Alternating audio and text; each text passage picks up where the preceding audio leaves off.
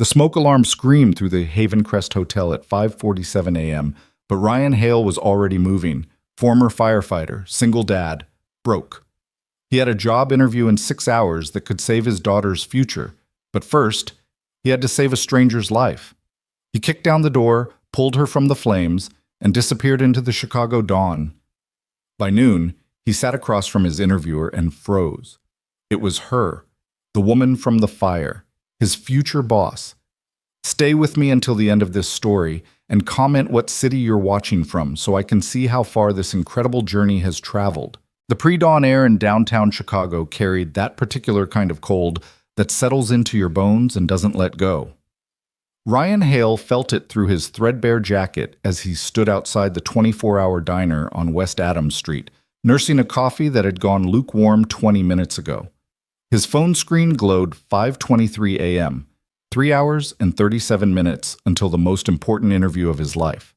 He couldn't afford to mess this up. Not this time. The coffee cup trembled slightly in his hand, not from the cold, but from the weight of everything riding on the next few hours. Atlas Innovations, operations manager position, $47,000 a year with benefits, health insurance, dental, a 401k he could barely wrap his head around. It wasn't the dream job, but it was a job that would let him stop choosing between Maddie's asthma medication and the electric bill. Ryan checked his reflection in the diner window.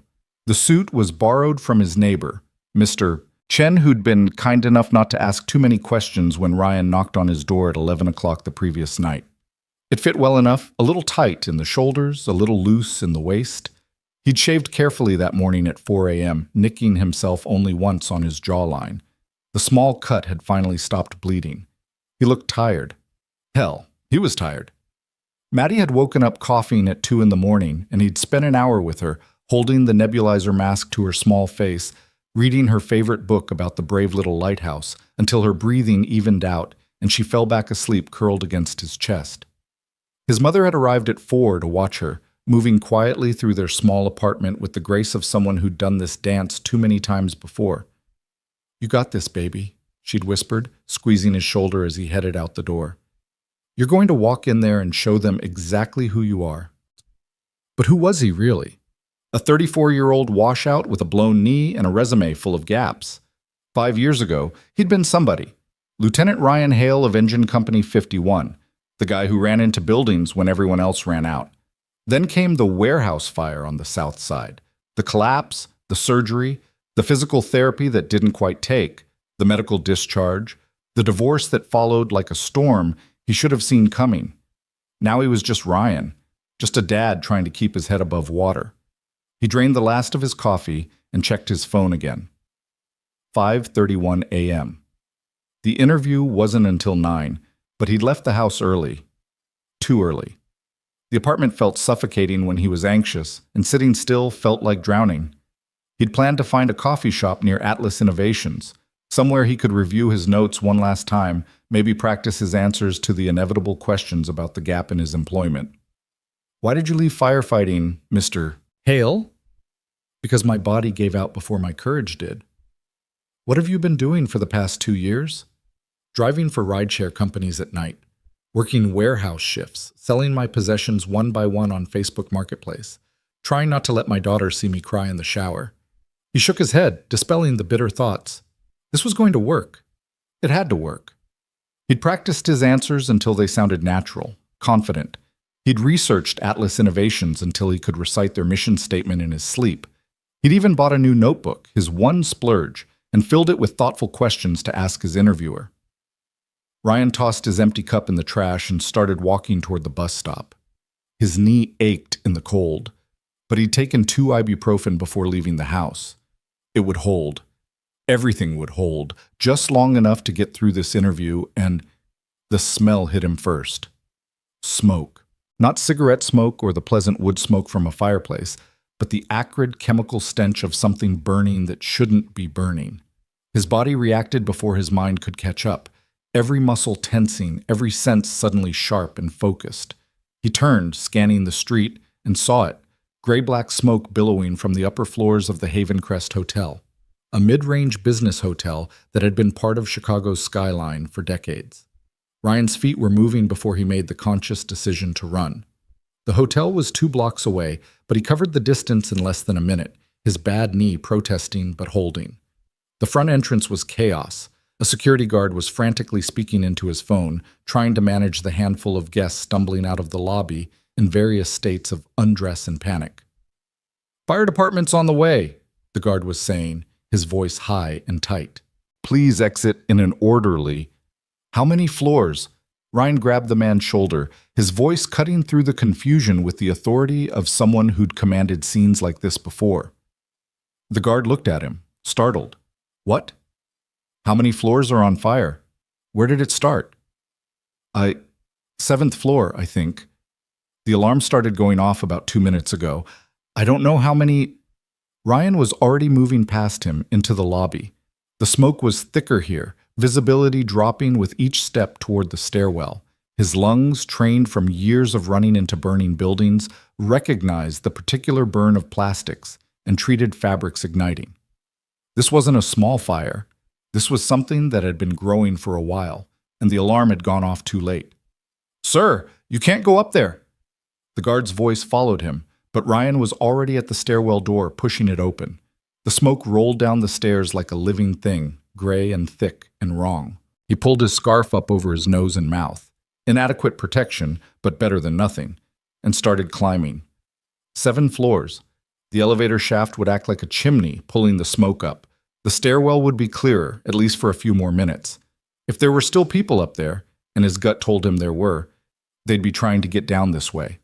2nd floor, 3rd floor. His knee screamed at him, but he pushed through. 4th floor. He passed 2 guests, a man and woman clutching each other, coughing as they descended. He directed them to keep their heads low, to move faster. 5th floor. The smoke was getting worse, hot and thick. 6th floor. He could hear the fire now, the roar of it, like a living beast breathing just above him. 7th floor. Ryan pushed through the stairwell door and into hell. The hallway was a tunnel of smoke and heat. The fire had started in a room at the far end. He could see the orange glow through the haze, flames licking out into the corridor. The sprinkler system was engaged, water raining down uselessly, creating steam that mixed with the smoke and made visibility even worse. His eyes burned. His lungs burned. He dropped to his knees where the air was marginally better and started moving down the hallway. "Fire department!" he shouted, his voice rough. "Anyone here?" A sound, faint, someone coughing. "Help!" A woman's voice, weak and desperate. "Please!" Ryan crawled faster, following the sound. Most of the doors stood open, guests who'd evacuated when the alarm first sounded, but one door halfway down the hall was still closed. He reached it and tried the handle, locked from the inside. "I'm here!" he called out. "Get away from the door!" He stood, stepped back, and drove his shoulder into the door. Pain exploded through his arm, but the door held. He tried again. Again. On the 4th impact, something in the mechanism gave way, and the door burst open. The room was a nightmare of smoke. He could barely see 2 feet in front of him, but there, by the window, collapsed against the wall, a figure. A woman, dressed in business attire, her face pale, her eyes barely open. "I've got you," Ryan said, moving to her side. She tried to speak, but it came out as just a cough. He assessed quickly, conscious, breathing, but not for long if they stayed here. The window behind her was jammed shut. She'd tried to open it. He could see the scratches on the frame, and smoke had been filling the room, stealing the oxygen. Ryan wrapped his jacket around her shoulders and pulled her up. She was lighter than he expected, or maybe the adrenaline made her seem that way. He got her over his shoulder in a fireman's carry, the muscle memory returning as if he'd never left the job. She coughed against his back, her body shaking. "Stay with me," he said. "We're going down." The hallway was worse now. The fire had spread, eating through the ceiling tiles, dropping burning debris. Ryan moved as fast as he could, half running, half stumbling toward the stairwell. Behind him, he heard a window explode, feeding the fire with fresh oxygen. The beast roared louder. He hit the stairwell door with his hip, and suddenly they were in relatively clear air. The woman gasped, sucking in deep breaths, coughing violently. He kept moving down, floor after floor, his knee threatening to give out entirely, but somehow holding. The woman's grip on his shoulder tightened. She was conscious, aware, holding on. 6th floor, 5th floor. He could hear sirens now, close, getting closer. 4th floor, 3rd floor. The smoke was thinning. 2nd floor, 1st floor. Ryan burst through the lobby door into chaos. Fire trucks were pulling up, firefighters already deploying. Paramedics rushed toward him immediately, taking the woman from his shoulders with practiced efficiency. They laid her on a gurney, checking her vitals, putting an oxygen mask over her face. "Sir, are you injured?" A paramedic turned to Ryan, but he was already backing away. "I'm fine. Take care of her." "Sir, we need to check." But Ryan was moving, slipping away from the scene. He could hear someone calling after him, but he kept walking.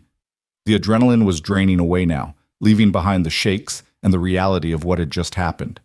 He'd gone into a burning building, in a borrowed suit, 3 hours before the most important interview of his life. His phone buzzed, a text from his mother. "Maddie's still sleeping. You got this, baby? Call me when you're done with the interview." The interview. Ryan looked down at himself. His borrowed suit was ruined, covered in soot and ash, reeking of smoke. His white shirt had turned gray. His hands were scraped and bleeding from where he'd gripped the rough stairwell walls. His knee was on fire, and he was pretty sure he'd pulled something in his shoulder. He found a bench 2 blocks away and sat down hard, his body finally admitting defeat. He'd saved her. Whoever she was, he'd saved her life. But in doing so, he'd sacrificed any chance at this interview. He couldn't walk into Atlas Innovations looking like he'd crawled out of a disaster movie. They'd take one look at him, and security would escort him out. Ryan pulled out his phone with shaking hands. He should call and reschedule, explain the situation. But how do you explain that you ran into a burning building on the morning of your interview? It sounded insane. It sounded like an excuse, the kind of wild story a desperate person makes up when they can't get their life together enough to show up on time in appropriate attire. He stared at the phone for a long moment. Behind him, he could hear the fire trucks, the controlled chaos of firefighters doing their job. His old job. The job he missed every single day but could never go back to. His thumb hovered over the call button, and then he stopped. No. He'd come too far, sacrificed too much to give up now. He stood, every muscle protesting, and started walking toward the nearest target. It wouldn't open for another hour, but there was a gas station nearby with a bathroom. He could clean up as best he could. His emergency credit card, the one he swore he'd only use for actual emergencies, could cover a new shirt at least, if Target opened early enough. Maybe some wet wipes to get the worst of the soot off his face. The universe had thrown him a curveball at the worst possible moment, but Ryan Hale had spent his entire adult life catching curveballs and throwing them back. This wasn't going to be the one that struck him out. By 7:30 a.m., Ryan stood in the Target bathroom, looking at his reflection under the harsh fluorescent lights. He'd done the best he could. A new white button-down shirt, the cheapest one they had, now covered his torso. He'd scrubbed his face and hands until they were raw but clean. His hair, washed in the sink, was combed back neatly. The pants from Mr. Chen's suit were salvageable, a few spots of soot on the legs, but dark enough that they didn't show too badly. But he still smelled like smoke. Faintly, but unmistakably. And his hands, now that he looked at them in proper light, were worse than he'd thought. A deep cut across his left palm, probably from broken glass in the hotel room, had bled through the paper towels he'd wrapped around it. He bought a box of Band-Aids and wrapped it as best he could, but it looked obvious, ugly. He also bought a small bottle of cologne, the kind teenage boys bathed in before school dances, and applied it liberally, hoping it would mask the smoke smell. It helped. A little. Maybe enough. 8:15 a.m. Ryan sat in a Starbucks 3 blocks from Atlas Innovations, forcing himself to eat a breakfast sandwich he didn't taste. He reviewed his notes one more time, but the words swam on the page. His hands still shook slightly, the adrenaline hangover making concentration difficult. He thought about the woman. She'd been conscious when they'd gotten her on the gurney.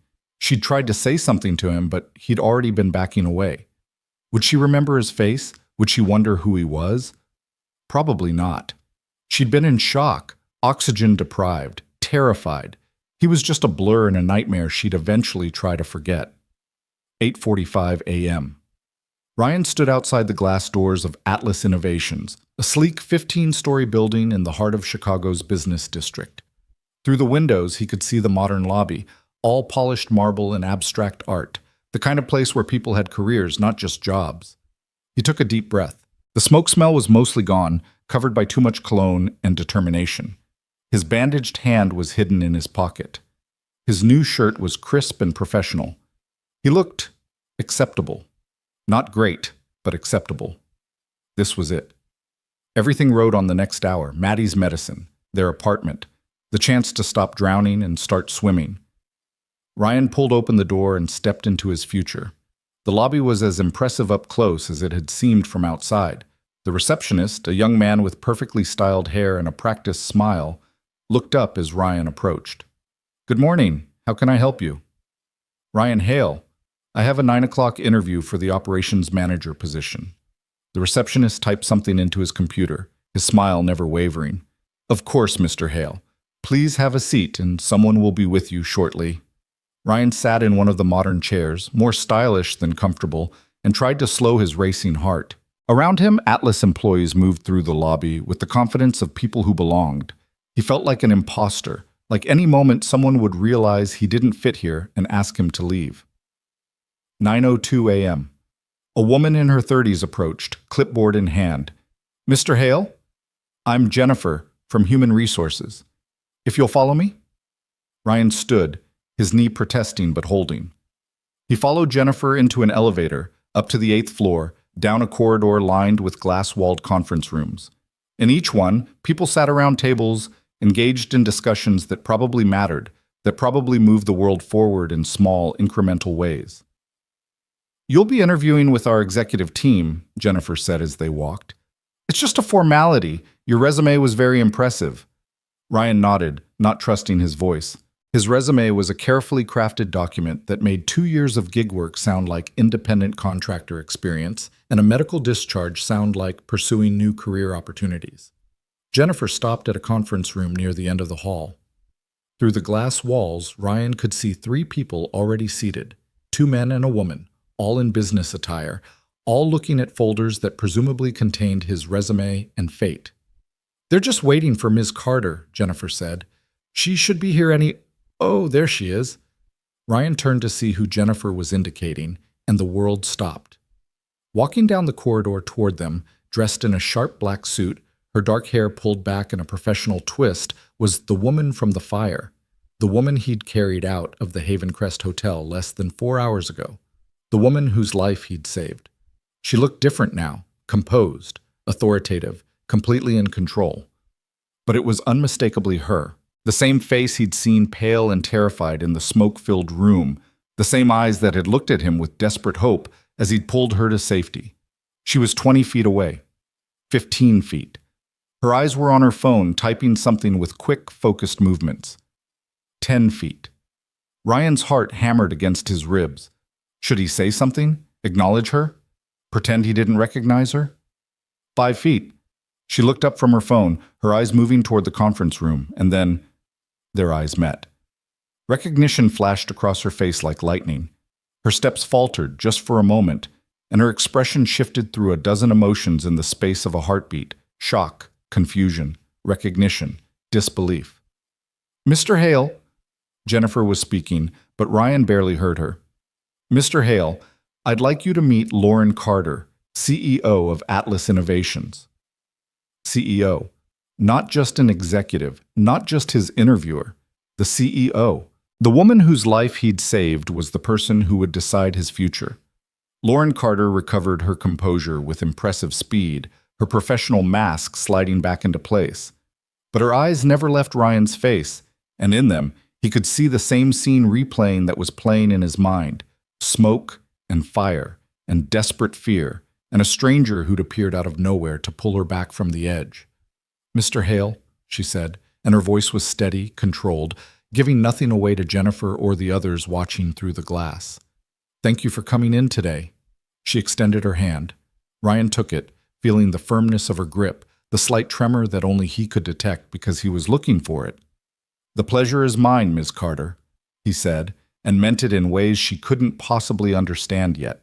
She held his gaze for just a moment longer than necessary, and in that moment, Ryan saw the question forming, the pieces clicking together in her sharp mind. The timing, the smell of smoke she must have noticed despite his cologne, the bandage on his hand, the new shirt that didn't quite match his pants.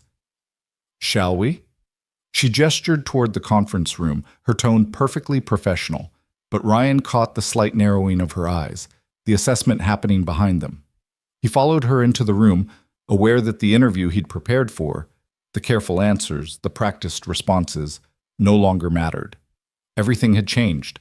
In 4 hours, his entire world had shifted on its axis, and as he sat down across from Lauren Carter, CEO of Atlas Innovations, the woman he'd saved from a burning building, Ryan realized that fate had either just handed him everything he'd hoped for or set him up for the most spectacular failure of his life.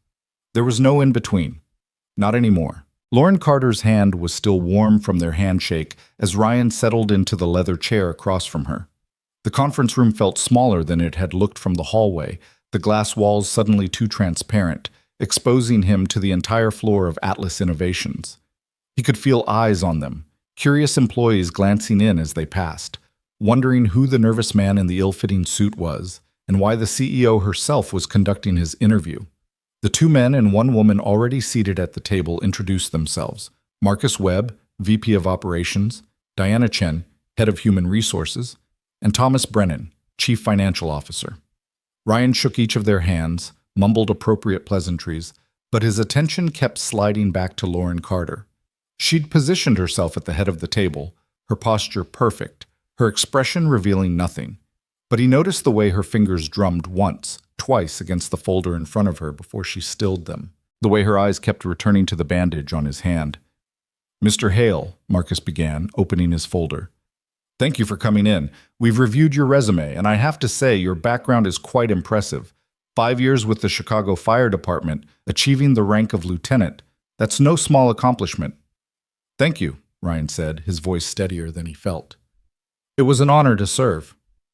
"And yet you left," Diana Chen interjected, her tone neutral but probing. "Can you tell us about that decision?" Here it was, the question he'd practiced answering 100 times in front of his bathroom mirror. Ryan opened his mouth to deliver his carefully prepared response, but Lauren Carter spoke first. "Actually," she said, her voice cutting smoothly across the table, "before we begin the formal interview, I'd like to address something." Her eyes met Ryan's, and he saw the calculation behind them, the intelligence that had built a multi-million-dollar company weighing options and consequences. "Mr. Hale, I believe we've met before. Earlier this morning, in fact." The room went silent. Marcus, Diana, and Thomas exchanged confused glances.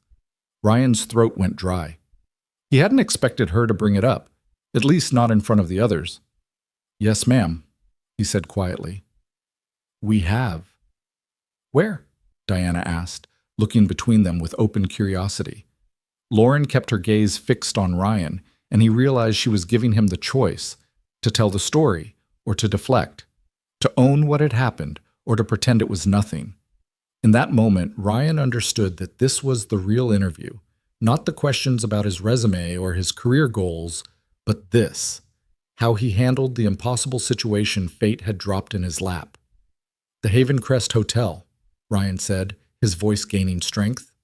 "There was a fire this morning, Ms. Carter was caught on the 7th floor. Thomas Brennan's eyes widened. "Jesus, we heard about that on the news. Lauren, are you all right?" But Lauren didn't look away from Ryan. "I'm alive because Mr. Hale pulled me out of that building. He kicked down my door, carried me through a hallway that was actively burning, and got me to safety." She paused, and for just a moment, her professional composure cracked, revealing something raw beneath. "And then he disappeared before I could even ask his name." "You were there?" Marcus leaned forward, staring at Ryan with newfound interest. "At the fire?" Ryan nodded. "I was in the area. I saw the smoke and—" He stopped, unsure how to explain without sounding either arrogant or insane. "I have training. I couldn't just walk away." "You ran into a burning building," Diana said slowly, as if testing the words to see if they made sense. "On your way to a job interview." "I didn't think about the interview," Ryan admitted. "I just thought about whoever might still be inside." Lauren finally looked down, opening the folder in front of her. Ryan could see his resume there, the neat lines of his carefully constructed professional life. When she looked up again, her eyes had hardened with purpose. Mr. Hale, your resume says you left the fire department 2 years ago due to a medical issue. Can you elaborate? The shift back to formal interview mode was jarring, but Ryan understood what she was doing. She was giving him a chance to explain himself, to fill in the gaps that his resume couldn't, to show them who he really was. I injured my knee during a structural collapse, Ryan said. A warehouse fire on the south side. 3 of us went in to do a sweep before the building was cleared. The second floor gave way. I was lucky. I fell onto a pile of pallets instead of straight concrete. My partners weren't as fortunate. Were they? Marcus started to ask, but Ryan shook his head. They survived, but one of them will never walk without a limp, and the other had to have 2 vertebrae fused. I got off easy with a torn ACL and some ligament damage. But after the surgery and rehab, the department doctors wouldn't clear me for active duty. Too high a risk of re-injury, they said. They offered me a desk position, but he paused, choosing his words carefully. That wasn't the job I signed up for, so I took the medical discharge. And you've been doing what since then? Thomas asked, his financial mind clearly trying to account for the 2-year gap. Whatever I could to support my daughter, Ryan said simply. Rideshare driving, warehouse work, some security positions. Nothing that really used my skills or experience, but work that paid the bills. Your daughter, Lauren said softly. How old is she? 6. Her name is Maddie. She has asthma, which means regular medication costs, regular doctor visits. Her mother, my ex-wife, she's not in the picture. It's just me and Maddie, and my mother who helps when she can. Ryan hadn't meant to share so much, but something about Lauren's direct gaze made it impossible to hide behind the professional veneer. These people were going to decide whether he got this job, whether he could afford to keep his daughter healthy and safe. They deserved to know who they were hiring. The operations manager position, Marcus said, steering the conversation back to business, requires someone who can think on their feet, manage crisis situations, and coordinate multiple teams across different departments. Your firefighting experience certainly demonstrates some of those skills, but can you give us an example of how you'd handle a specific scenario in a corporate environment? For the next 20 minutes, they ran through standard interview questions. Ryan answered them as best he could, drawing on his leadership experience from the fire department and trying to translate it to the corporate world. He talked about managing teams under pressure, about making split-second decisions with incomplete information, about the importance of clear communication and trust. But throughout it all, he was acutely aware of Lauren Carter watching him, not just listening to his answers, but studying him, the way he moved, the way he spoke, the way he held himself despite the exhaustion that was starting to creep into his bones. He'd been up since 2 a.m., had run into a burning building, had scrubbed himself clean in a Target bathroom, and was now sitting in the most important interview of his life. His knee throbbed. His bandaged hand ached. The smoke smell, despite his best efforts, still clung to him faintly, mixing with the cheap cologne in a way that probably wasn't pleasant. Mr. Hale, Diana said, making notes on her tablet. I have to ask, and I don't mean this insensitively, but what happened this morning, running into that fire, does that indicate a pattern of impulsive decision-making? We need someone who thinks before they act. Ryan met her gaze steadily. With all due respect, ma'am, there was nothing impulsive about it. I assessed the situation, smoke pattern, building structure, probable time before first responders arrived, risk versus potential outcome. I made a calculated decision that I could get in and out before the situation became untenable, and I was right. Were you, though? Thomas challenged. You could have been killed. You could have become another victim that the firefighters had to rescue. But I wasn't, Ryan said, because I knew what I was doing. I spent 5 years in that job. I know fire, how it moves, how it thinks, what it takes from you if you give it the chance. I knew I had a window of time, and I used it. Oh, to save my life, Lauren said quietly. The room fell silent again, everyone turning to look at her. She was still watching Ryan, but her expression had softened slightly. You didn't know who I was. For all you knew, I was nobody important, just another person trapped in a bad situation. But you went in anyway. That's the job, Ryan said. Or at least it used to be. You don't go into firefighting because you want to save important people. You do it because you want to save people, period. Their worth isn't determined by their title or their bank account. It's determined by the fact that they're human, and they're in trouble, and you can help. Marcus exchanged a glance with Diana. Thomas was scribbling notes. But Lauren just nodded slowly, as if Ryan had confirmed something she'd been thinking. "Tell me about your daughter," she said, and the shift in topic caught everyone off guard. "What does she want to be when she grows up?" Ryan blinked at the unexpected question. She wants to be a veterinarian. She's 6, so it changes sometimes. Last month she wanted to be a dolphin trainer, but mostly she talks about helping animals.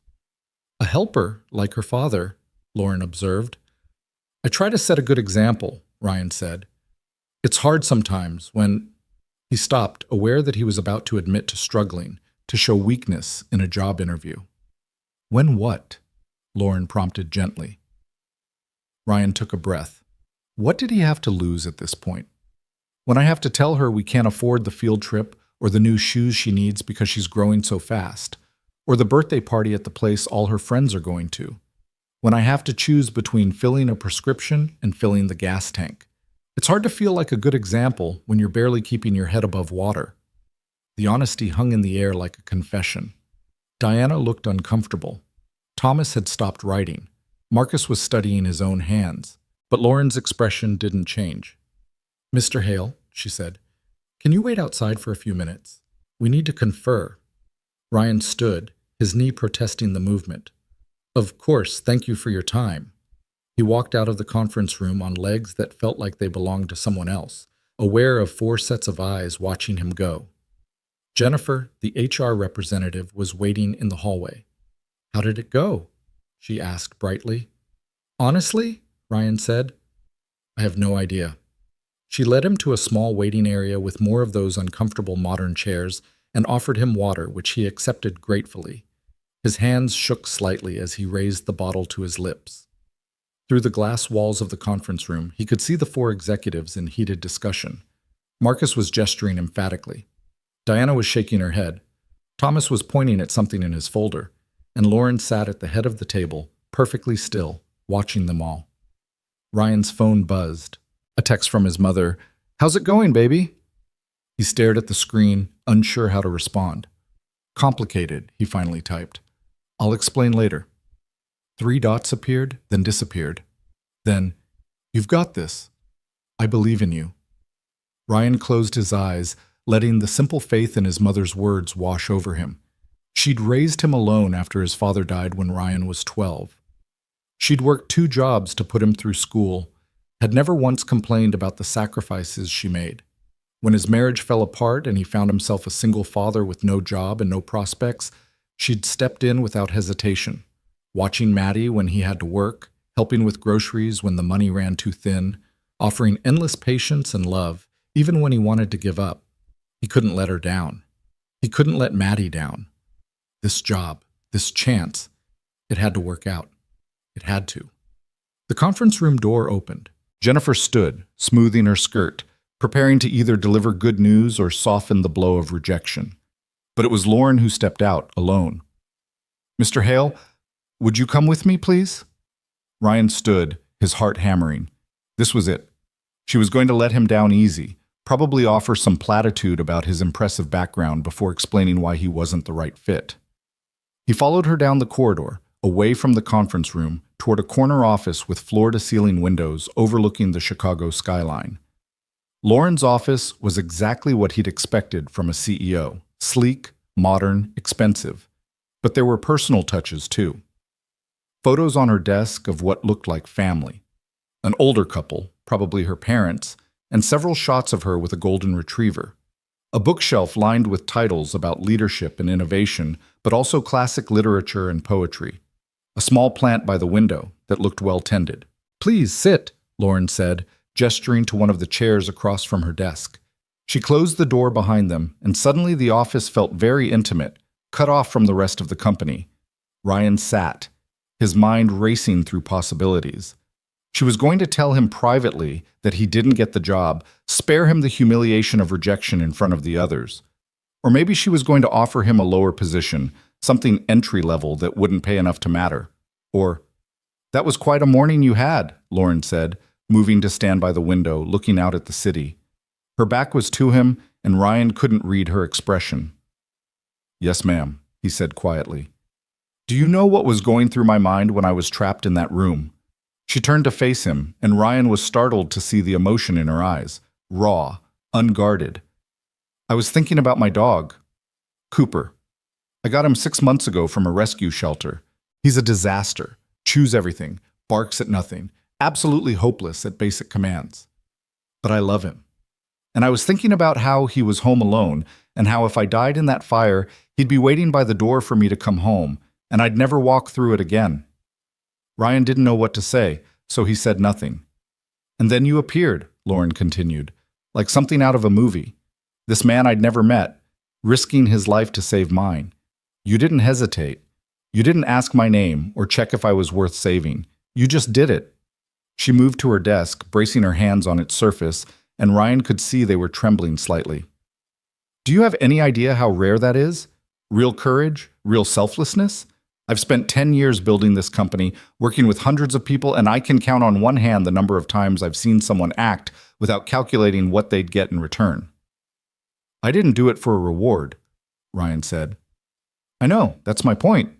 Lauren sat down in her chair, suddenly looking exhausted. For the first time, Ryan noticed the shadows under her eyes, the slight rasp in her voice that spoke of smoke inhalation. She'd been checked out by paramedics, probably told to rest, and instead she'd come straight here to conduct interviews, including his. "Ms. Carter," Ryan began, but she held up a hand. "Lauren, please. I think we're past formalities at this point." "Lauren," Ryan corrected, the name feeling strange on his tongue. "I appreciate what you're saying, but I need you to know I didn't come here expecting special treatment because of what happened this morning. I know that would be inappropriate," Lauren supplied. "Manipulative? Using a life-saving act as leverage in a job interview?" "Yes," Ryan admitted. "Then you should also know that's not what this is." Lauren pulled a folder from her desk drawer. Not his resume, but something else. "After we sent you out of the conference room, my team and I had a very interesting discussion. Marcus thinks you're overqualified for operations manager and would get bored within 6 months. Diana thinks your employment gap is a red flag and that you'd be a flight risk if something better came along. Thomas thinks your financial desperation makes you too high risk, that you'd cut corners to save money." Ryan's heart sank. He'd known it was too good to be true. "And do you know what I told them?" Lauren continued, leaning forward. "I told them they were all right. You are overqualified. You probably would get bored. The employment gap is concerning, and you are desperate. You said as much yourself." "Then why am I here?" Ryan asked, unable to keep the bitterness from his voice. "Why bring me into your office to list all the reasons I'm not good enough?" "Because," Lauren said, her voice sharp now, commanding his attention, "I also told them that this morning I watched a man assess a crisis situation in seconds, make a life-or-death decision with incomplete information, and execute a high-risk rescue operation with precision and courage. I told them that man didn't ask for permission, didn't wait for backup, didn't calculate the personal cost. He saw a problem and solved it. And that is exactly the kind of person I want working for me." Ryan stared at her, afraid to hope. "I don't understand."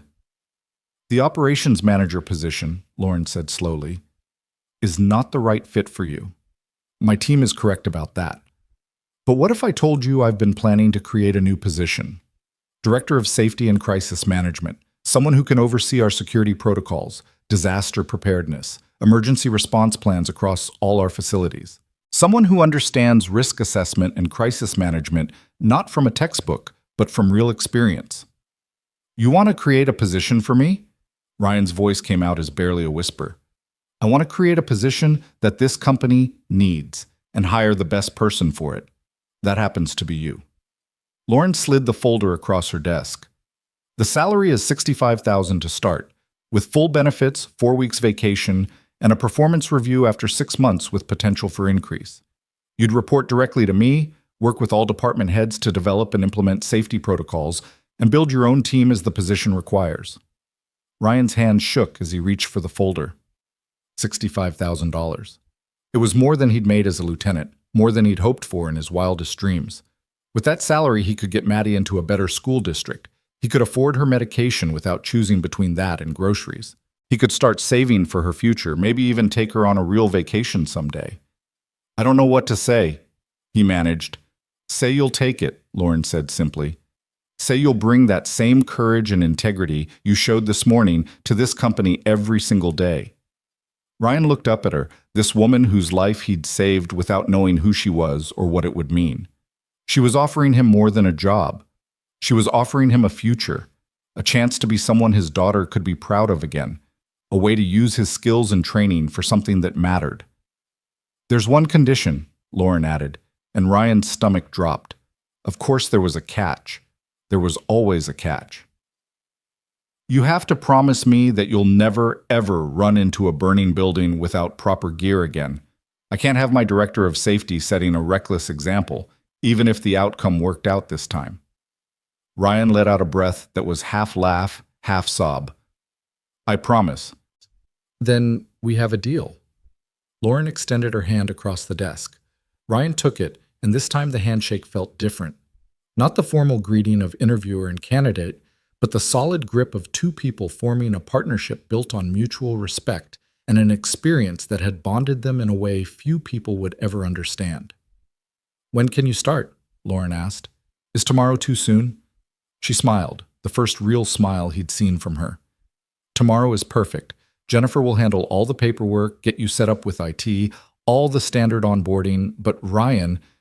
She paused, and her expression grew serious again. This morning, when you pulled me out of that fire, you gave me my life back. I don't take that lightly, but I need you to understand that this job isn't charity. I'm hiring you because you're qualified, because this company needs what you can offer, and because I believe you'll excel at it. If at any point you feel like you're not the right fit, or I feel like it's not working out, we'll address it professionally. This is a business relationship, not a debt I'm repaying. I understand, Ryan said, and he did. She was protecting both of them, making sure the line stayed clear. He respected that. And Lauren? Thank you for giving me a chance when most people wouldn't have looked past the gap in my resume. Most people didn't pull me out of a burning building at 6 a.m. on the same day as their interview, Lauren said wryly. You've set a very high bar for dramatic interview tactics. Ryan laughed, really laughed, for the first time in what felt like months. The sound was rusty, but it felt good. I'll try to keep future interviews less eventful. Please do. Lauren stood, and Ryan did the same. Go home. Get some rest. Spend time with your daughter. When you come in tomorrow, we'll do a proper orientation, introduce you to the team, get you up to speed on our current protocols. And Ryan, bring pictures of Maddie. I like to know the people working for me, not just their resumes. Ryan nodded, not trusting his voice. He made it to the door before turning back. Lauren, I know you said this isn't about debt or charity, but I need you to know I won't let you down. This job, this chance you're giving me, I'm going to prove you made the right decision. I know you will, Lauren said. Now go. You have a 6-year-old who probably wants to hear about her dad's very exciting morning. Ryan walked out of the office, through the corridor, past the conference room where Marcus, Diana, and Thomas were still gathered, past Jennifer at her desk, into the elevator, through the lobby, and out onto the Chicago sidewalk before his legs finally gave out. He leaned against the building, sliding down until he was sitting on the cold concrete, and let himself cry, big, gasping sobs of relief and joy and sheer overwhelming gratitude that for once, just once, the universe had decided to give instead of take. People walked past, giving him strange looks, but Ryan didn't care. He pulled out his phone with shaking hands and called his mother. Baby? Her voice was anxious. How did it... I got it, Mama, Ryan said through his tears. I got the job.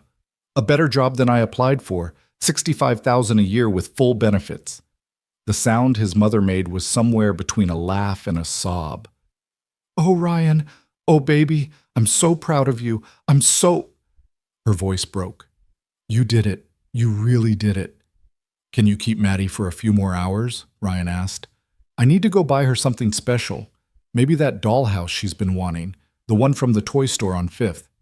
You go ahead, baby, his mother said, her voice thick with emotion. You buy that little girl whatever she wants. You've earned it. Both of you have earned it. Ryan ended the call and sat there for a few more minutes, letting the reality of what had just happened sink in. This morning, he'd woken up terrified, convinced he was about to blow his one chance at stability. He'd run into a burning building without thinking about the consequences. He'd ruined his borrowed suit, cut his hand, exhausted himself, and walked into an interview smelling like smoke and desperation. And somehow, impossibly, it had all worked out. The woman he'd saved had turned out to be the CEO of the company. His impulsive rescue had demonstrated exactly the skills they needed. His honesty about his struggles had shown his character rather than his weakness. Everything that should have been a disaster had instead aligned in a way that seemed almost too perfect to be real. But it was real. The folder in his hands was real, with the offer letter and salary breakdown and benefits package. The bandage on his palm was real, a reminder that this morning had actually happened. The exhaustion seeping into his bones was real, earned through hours of stress and fear and hope. Ryan pushed himself to his feet, his knee protesting but holding. He had a daughter waiting at home, a mother who deserved to see her son succeed, and a future that suddenly looked brighter than it had in 2 years. He had a dollhouse to buy, and good news to share, and a reason to believe that maybe, just maybe, the hard times were finally coming to an end. As he walked toward the nearest toy store, Ryan allowed himself to imagine tomorrow, walking into Atlas Innovations not as a desperate candidate, but as an employee. Someone with a purpose and a title and a paycheck that would cover more than just survival. Someone his daughter could be proud to call dad. The Chicago wind was still cold, but Ryan barely felt it. He was too warm with hope, too full of possibility to notice the chill. Behind him, in the glass tower of Atlas Innovations, Lauren Carter stood at her office window, watching him walk away, and wondered if maybe fate had been working both ways that morning. She'd gained her life back, yes, but she'd also found exactly the kind of person she'd been searching for. Someone who understood that some things were worth more than profit margins and quarterly reports. Someone who knew that saving lives, whether from fires or from desperation, was always the right choice. She touched her throat, feeling the soreness there, a reminder of how close she'd come to losing everything. Then she returned to her desk, opened her laptop, and started drafting the announcement for her new Director of Safety and Crisis Management. She had a lot of work to do, and now she had the right person to help her do it. The dollhouse was bigger than Ryan had anticipated, taking up most of the back seat of the Uber that carried him home. It was a Victorian-style mansion with 3 stories, a working doorbell, tiny furniture, and even miniature paintings on the walls. The kind of toy he'd walked past in store windows for months, telling himself that someday when things got better, he'd buy it for Maddie. Someday had finally arrived. His mother opened the door before he could knock, her eyes red-rimmed but smiling. "She's been asking about you every 10 minutes, she whispered, pulling him into a fierce hug. "My boy, my beautiful boy, I knew you could do it." "Mama, I need to tell you what happened," Ryan said, his voice low. "It wasn't just the interview, there was—" "Daddy!" Maddie's voice rang out from the living room, and then she was running toward him, her small body launching into his arms with complete faith that he'd catch her. He always did. Ryan lifted her up, ignoring the protest from his knee, and buried his face in her hair. She smelled like the strawberry shampoo his mother used, like childhood and innocence and everything worth fighting for. "Did you get the job, Daddy?" Maddie asked, pulling back to look at his face. Her eyes, the same dark brown as his, were wide with hope. "I got it, baby girl," Ryan said, his voice thick. "I got an even better job than I thought." Maddie squealed and wrapped her arms around his neck, squeezing tight. "Does that mean we can get the good macaroni now, the kind with the shapes?" Ryan laughed, tears spilling down his cheeks. "Yeah, baby, we can get the good macaroni, and I got you something special." He set her down and went to retrieve the dollhouse from where the Uber driver had helped him prop it by the door. "I know your birthday isn't for another month, but I wanted to celebrate today." The look on Maddie's face when she saw the dollhouse was something Ryan would remember for the rest of his life. Her mouth fell open, her eyes went impossibly wide, and for a moment she just stood there, frozen in disbelief. Then she was moving, running to the box, her small hands reaching out to touch it, as if she was afraid it might disappear. Is this really mine?" Her voice was barely a whisper. All yours, sweetheart. Maddie turned to him, and the pure joy on her face was worth every terrible night, every humiliating gig, every moment of crushing desperation he'd endured over the past 2 years. Thank you, Daddy. Thank you, thank you, thank you. His mother wiped her eyes with a tissue. Come on, baby girl. Let's get this set up in your room while your daddy tells me all about his day. As Maddie carefully carried pieces of the dollhouse down the hallway, his mother pulled Ryan into the kitchen. She put the kettle on, her solution to every situation, good or bad, and sat him down at the small table where he'd eaten breakfast every morning of his childhood. Now tell me, she said, her hands folded on the table. Tell me everything. So Ryan did. He told her about waking at 4 a.m., about the borrowed suit and the early morning coffee, about the smoke he'd smelled and the decision he'd made without thinking. He told her about the woman trapped in the hotel room, about carrying her down 7 flights of stairs through fire and smoke, about disappearing before anyone could ask his name. He told her about showing up to the interview reeking of smoke despite his best efforts, about walking into that conference room and seeing her there, the CEO, the woman whose life he'd saved, the person who would decide his future. His mother listened without interrupting, her expression shifting from shock to fear to wonder as the story unfolded. When he got to the part about Lauren creating a position specifically for him, about the salary and benefits and the chance to rebuild his life, she reached across the table and gripped his hands. Do you understand what this means? She asked, her voice trembling. Do you understand what just happened to you? I got lucky, Ryan said. If I hadn't been in that neighborhood this morning, if the fire had been on a different floor, if she'd already evacuated, no, his mother interrupted firmly. This wasn't luck, baby. This was you being exactly who you are. You saw someone in trouble and you helped. You always have. Even when you were a little boy, you'd come home with stray cats and kids who were being bullied, and once, God, I'll never forget this, that homeless man you invited for dinner because you said he looked hungry. Ryan smiled at the memory. He'd been 8, and his mother had been furious at first, until the man had turned out to be a former veteran who'd fallen on hard times. They'd ended up helping him connect with a shelter and job placement services. It was probably one of the moments that had set Ryan on the path to becoming a firefighter. The point is, his mother continued, you don't help people because you expect something in return. You help them because that's who you are. And today, the universe decided to help you back. That's not luck, sweetheart. That's justice. The kettle whistled, and his mother stood to pour tea into 2 mismatched mugs. She set one in front of Ryan, and he wrapped his hands around it, letting the warmth seep into his cold fingers. I'm scared, Mama, he admitted quietly. What if I mess this up? What if I'm not as good as she thinks I am? What if… Ryan Michael Hale, his mother said, using his full name the way she had when he was a child. You listen to me. That woman didn't offer you this job out of obligation. She's a CEO. She didn't get to that position by making poor decisions. She saw something in you, the same thing I've always seen. Courage, integrity, the ability to stay calm in a crisis and do what needs to be done. You're going to walk into that building tomorrow, and you're going to be brilliant.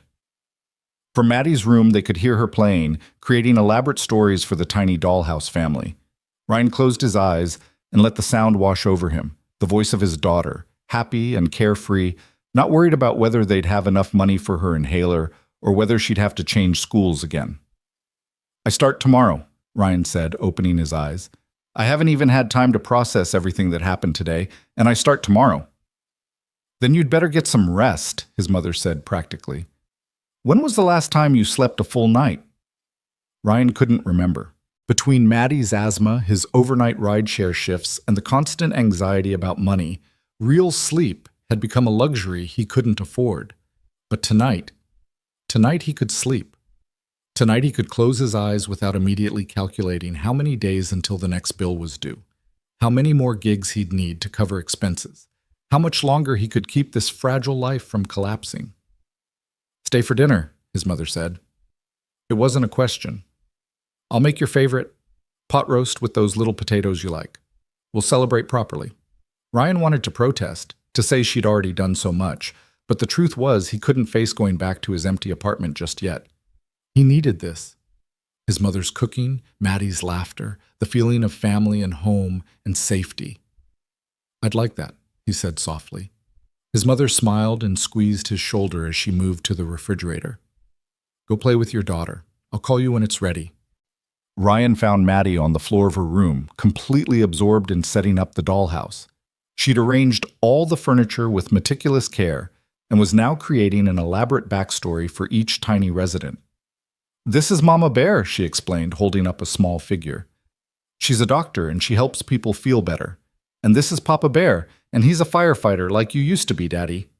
Used to be, Ryan echoed, the words hitting harder than they should have. He'd never quite come to terms with that identity being in the past tense.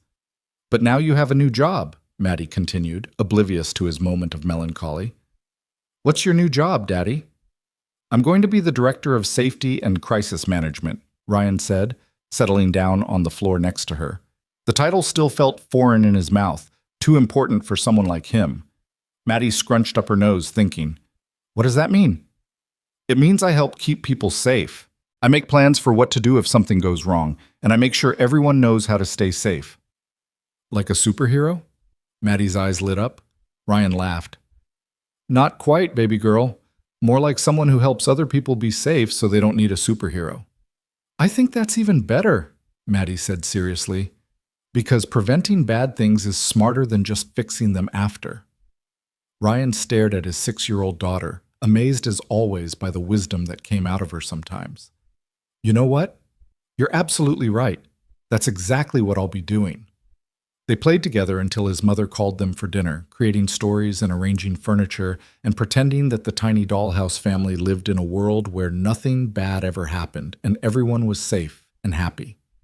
It was the kind of afternoon Ryan had dreamed about during those long, desperate nights. Quality time with his daughter, no clock to watch, no next gig to rush to, just presence and peace. Dinner was everything his mother's cooking always was, warm and filling and tasting like love. They sat around the small kitchen table, the three of them. And for the first time in longer than Ryan could remember, the future didn't feel like a threat hanging over his head. It felt like a possibility, like something worth looking forward to. After dinner, after helping clean up, after reading Maddie 3 stories and tucking her into bed with promises that yes, he'd be there when she woke up in the morning, Ryan finally headed home. The Uber driver tried to make small talk, but Ryan was too exhausted to engage. He stared out the window at Chicago sliding past. The same city he'd lived in his entire life, but tonight it looked different. Brighter somehow. Full of promise instead of just problems. His apartment was dark when he walked in, small and shabby in a way that used to make him feel ashamed, but tonight just felt temporary. This place wouldn't be home forever. With his new salary, he could start saving for something better. Nothing fancy, but maybe a 2-bedroom in a safer neighborhood with a little patch of grass where Maddie could play. Maybe a place where the heat worked consistently and the neighbors didn't fight at 3 a.m. and the smoke detector wasn't held together with duct tape. Ryan took a long, hot shower, a luxury he usually rationed, and let the water wash away the smoke and ash and fear that had clung to him all day.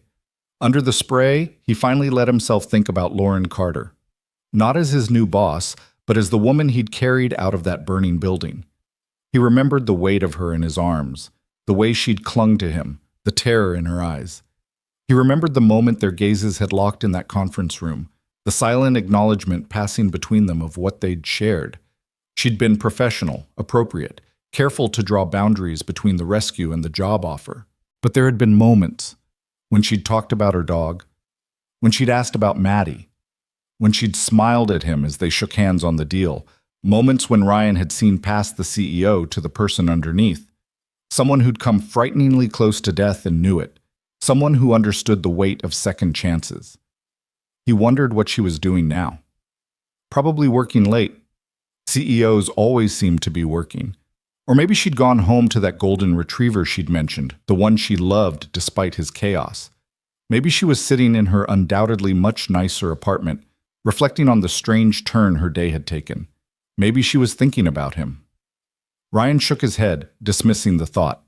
She was his boss, his very important, very professional boss who'd given him a life-changing opportunity. Whatever connection they might have felt in that moment of crisis, whatever understanding had passed between them, it couldn't become anything more than a solid working relationship. He needed this job too badly to risk complicating it with inappropriate feelings or boundary crossing. He climbed into bed, his alarm set for 6 a.m., earlier than necessary, but he wanted time to get ready properly and expected to lie awake for hours, his mind spinning with everything that had happened. Instead, he fell asleep almost immediately, his body finally surrendering to the exhaustion that had been building since 2 a.m. He dreamed of fire and smoke, but this time when he reached the woman trapped in the burning room, she turned to face him, and she wasn't afraid. She was smiling. And when he lifted her into his arms to carry her to safety, she whispered, "I've got you too." Ryan's alarm jolted him awake at 6 a.m. And for a confused moment, he couldn't remember why his body ached like he'd been hit by a truck. Then it all came flooding back. The fire, the rescue, the interview, the job, the new beginning that started today. He dressed carefully in his one remaining good suit, not the borrowed one, which he'd need to get cleaned and returned to Mr. Chen, and a crisp new shirt he'd bought last night at Target, along with the dollhouse. His reflection in the bathroom mirror looked different somehow. Still tired, still bearing the marks of yesterday's ordeal in the form of dark circles and a bandaged hand. But there was something else too, a spark of hope in his eyes that hadn't been there in a long time. Ryan made himself breakfast, actual breakfast, not just coffee and anxiety, and reviewed the folder Lauren had given him. The official start date was listed as today, reporting time 9 a.m., dress code business casual, parking validation available at the front desk. There was a schedule for his first week, orientation with HR, meetings with each department head, a tour of their other facilities, a one-on-one with Lauren herself scheduled for Friday afternoon. His phone buzzed with a text from his mother. "First day, you're going to be amazing. Maddie wants to FaceTime you tonight to hear all about it. We love you." Another text, this one from a number he didn't recognize. "Ryan, this is Lauren Carter. I wanted to reach out before your first day to say welcome to Atlas Innovations. I'm looking forward to working with you. See you at 9. Elsie Ryan stared at the message, unreasonably pleased that she'd taken the time to text him personally. He typed out several responses, deleting each one as too casual or too formal or too eager, before settling on, "Thank you, I'm looking forward to it as well." Simple, professional, appropriate. The bus ride to Atlas Innovations felt different than it had yesterday morning. Then, Ryan had been full of dread and desperate hope, convinced he was about to blow his one shot. Now he was an employee, someone who belonged in that glass tower, someone with a purpose and a title and a future. Other passengers jostled past him, lost in their own worlds, and Ryan wondered if any of them could tell that his entire life had changed in the span of 24 hours. He arrived at Atlas Innovations at 8:45 a.m., deliberately early. The lobby was busier than it had been yesterday, full of employees arriving for work with coffee cups and briefcases and the easy confidence of people who knew where they belonged. Ryan approached the reception desk, where a different person, a woman in her 50s with kind eyes, greeted him. "Good morning. How can I help you?" "Ryan Hale. It's my first day. I'm supposed to meet with HR at 9. The woman's face lit up. "Mr. Hale! Yes, we've been expecting you. Welcome to Atlas Innovations. I'm Margaret, and I'll be the one you see every morning. Let me get you set up with a temporary badge, and then I'll let Jennifer know you're here." She handed him a clip-on badge with his photo, apparently taken from his resume, and the word temporary printed across it in red. "Your permanent badge should be ready by the end of the week. Jennifer will be right down." Ryan clipped the badge to his jacket and stood in the lobby, trying not to feel like an imposter. Around him, employees swiped their badges and moved through security turnstiles with practiced ease. They nodded to each other, called out greetings, moved through the space like they owned it. Someday soon, that would be him. Someday soon, he'd walk through this lobby with the same confidence, the same sense of belonging. "Ryan!" Jennifer appeared from the elevator, clipboard in hand and that same bright smile from yesterday. "Welcome to your first day. Are you ready?" "As ready as I'll ever be," Ryan said, managing a smile. "Great. Let's get you set up." The next 2 hours were a whirlwind of paperwork. Tax forms, direct deposit information, benefits selection, emergency contacts, non-disclosure agreements. Jennifer walked him through each document with patient efficiency, explaining options and answering questions. The health insurance alone was overwhelming in its comprehensiveness. Dental coverage, vision coverage, mental health services, prescription drug benefits with a maximum out-of-pocket that Ryan could actually afford. He kept having to blink back tears as he filled out Maddie's information as his dependent, realizing that her asthma medication would now cost $30 instead of $300. "Now for the fun part," Jennifer said once the paperwork was complete. "Let me show you your office." Office. Ryan had an office. Not a cubicle or a shared workspace, but an actual office with a door and windows. Jennifer led him to the 5th floor down a corridor lined with other offices and stopped at one near the end. The nameplate beside the door read, "Ryan Hale, Director of Safety and Crisis Management." "This is you," Jennifer said, opening the door with a flourish. The office was modest but professional. A desk with a computer, an ergonomic chair, a small conference table with 4 chairs, a bookshelf currently empty but full of potential, and a window that looked out over the city. Ryan's city, the place he'd spent his entire life, viewed now from a perspective he'd never imagined reaching.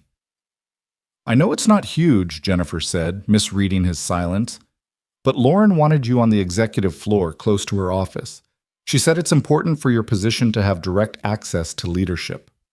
"It's perfect," Ryan said quietly, his voice rough with emotion. "It's more than perfect." Jennifer smiled warmly. "I'll give you a few minutes to settle in. Your computer login information is on the desk, along with your employee handbook and some other materials. Lauren wants to see you at 10 to discuss your initial priorities. Can you find your way to her office, or should I come get you?" "I can find it," Ryan said. "Thank you, Jennifer, for everything." After she left, Ryan stood in the center of his office, and tried to absorb the reality of it. 24 hours ago, he'd been sitting in a diner, nursing cold coffee and wondering how he'd make it through one more month. Now he was here, in a space that was his, doing work that mattered, earning enough money to give his daughter the life she deserved. He sat at the desk and logged into the computer, watching as the system populated with his information: email access, calendar, company directory. Everything he needed to function as a real employee. His email already had several messages: welcome notes from various department heads, an invitation to the weekly all-staff meeting, a calendar invitation for a safety audit meeting next Tuesday. At 9:58 a.m., Ryan headed to Lauren's office. Her assistant, a young man named David, who seemed impossibly organized, waved him through immediately. "She's expecting you. Go right in." Ryan knocked once, heard Lauren's voice call out, and pushed open the door. She was standing by the window, phone to her ear, but she gestured for him to enter and take a seat. He sat in one of the chairs across from her desk and tried not to stare. Lauren looked different today than she had yesterday. Less shaken, more composed, fully inhabiting the role of CEO. She wore a navy suit with a cream blouse, her hair pulled back in the same professional style. But when she finished her call and turned to face him, Ryan could see the faint shadows under her eyes, the slight rasp still in her voice from smoke inhalation, reminders that yesterday had been real. "Ryan," she said, coming to sit behind her desk, "how's your first morning going?" "Overwhelming," he admitted, "but good, really good." "I'm glad." She pulled up something on her computer. "I wanted to meet with you before you started diving into department meetings and facility tours. I think it's important that we establish some clear expectations and boundaries from the start." Ryan's stomach tightened. Here it came. The reminder that yesterday had been an anomaly, that their relationship going forward needed to be strictly professional, that he shouldn't expect special treatment. "First," Lauren continued, her tone businesslike, "I want to make it clear that while the circumstances of our meeting were extraordinary, I hired you because you're qualified for this position. I need you to understand that. This isn't charity or obligation. It's a strategic decision for this company." "I understand," Ryan said. "Second, I expect the same level of professionalism from you that I expect from all my executives. You'll be managing sensitive information, making decisions that affect employee safety, and representing Atlas Innovations in various capacities. That's a significant responsibility." "I'm ready for it." "Third," Lauren said, and her expression softened slightly, "I need you to know that you can come to me if you're struggling. Learning a new position is always challenging, especially when you're transitioning from a completely different field. I don't expect you to know everything immediately. What I expect is honesty. If you need help, ask for it. If you make a mistake, own it. If you're drowning, say so before you go under. Ryan nodded, throat tight. Thank you. That means a lot. Lauren leaned back in her chair, studying him. Can I ask you something personal? Of course. Yesterday when you ran into that hotel, were you afraid? Ryan considered the question carefully. No, he said finally. I was focused. Fear is something that happens when you have time to think about consequences. In that moment, I was just doing what needed to be done. The fear came later when I realized what could have happened if things had gone differently. And yet you'd do it again, Lauren said. It wasn't a question. Yes. Why? Ryan met her gaze steadily. Because the alternative, walking away, doing nothing, letting someone die when I could have saved them, that's not something I could live with. The fear, the risk, even the consequences if it had gone wrong, those are all temporary. But knowing I didn't even try, that would haunt me forever. Lauren was quiet for a moment, her expression unreadable. Then she nodded slowly. That's exactly why I hired you.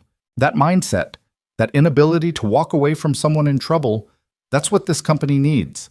Not just in theory, but embedded in our culture, in our decision-making, in everything we do. She pulled out a folder and slid it across the desk. These are my initial priorities for your position. I want you to review our current emergency protocols at all our facilities. We have offices in Chicago, Austin, and Seattle, plus 3 manufacturing plants. I want comprehensive risk assessments, updated evacuation procedures, and training programs for all employees. I also want you to establish relationships with local emergency services in each location. You have a budget of $200,000 for the first year to implement whatever changes you deem necessary. Ryan opened the folder, scanning the detailed list of priorities. It was overwhelming, but in the best possible way. Real work, important work, work that would make a difference. One more thing, Lauren said. I'm assigning you an assistant. Her name is Kara Simmons, and she's been with the company for 3 years. She's smart, organized, and knows everyone. She'll help you navigate the company politics and get things done. I don't know what to say, Ryan managed. Say you'll make me proud, Lauren said. Say you'll build something here that matters. Say you'll take the courage you showed yesterday and channel it into making this company safer for every single person who works here. I will, Ryan promised. I swear I will. Lauren smiled, that same genuine smile from yesterday, and extended her hand. Then welcome aboard, Director Hale. Let's get to work.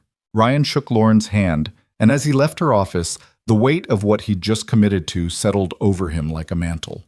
$200,000. Multiple facilities across 3 states. The safety of hundreds of employees resting on decisions he'd make. It was terrifying and exhilarating in equal measure. Kara Simmons was waiting outside his office when he returned, a tablet tucked under one arm and an expression that suggested she'd already sized him up and was reserving judgment. She was maybe 25 with dark curly hair pulled into a high ponytail and sharp brown eyes that missed nothing. Director Hale, she said, not quite warmly but not coldly either. I'm Kara. Lauren asked me to help you get oriented. Please call me Ryan, he said, unlocking his office door. And I appreciate the help. I'm going to need a lot of it. Something in Kara's expression shifted at his admission, a slight softening around the eyes. Most new executives pretend they know everything. It's refreshing to meet someone who admits otherwise. They spent the next hour going over the basics. Kara walked him through the company structure, explaining the relationships between departments with the kind of insight that only came from years of observation. She showed him how to navigate the internal systems, where to find archived documents, and who to talk to when he needed something done quickly. The Austin office is managed by Derek Chen, Kara said, scrolling through profiles on her tablet. He's territorial and doesn't like being told what to do by Chicago. You'll need to approach him diplomatically. Seattle is run by Patricia Morrison. She's great, very collaborative. But she's also drowning in work, so don't expect immediate responses. The manufacturing plants report to Tom Sullivan, who's old school and skeptical of anything that sounds like corporate oversight.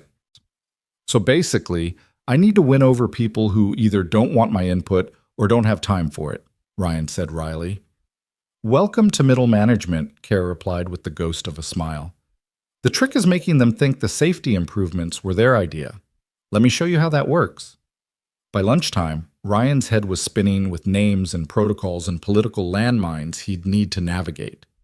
Kara had arranged meetings for him throughout the week, introductory calls with each facility manager, a walkthrough of the Chicago office's current emergency systems, a review session with the legal team about liability and compliance. You should eat something, Kara said, noting the time. There's a cafeteria on the second floor, or I can order in if you prefer. Cafeteria's fine, Ryan said, standing and immediately regretting it as his knee protested.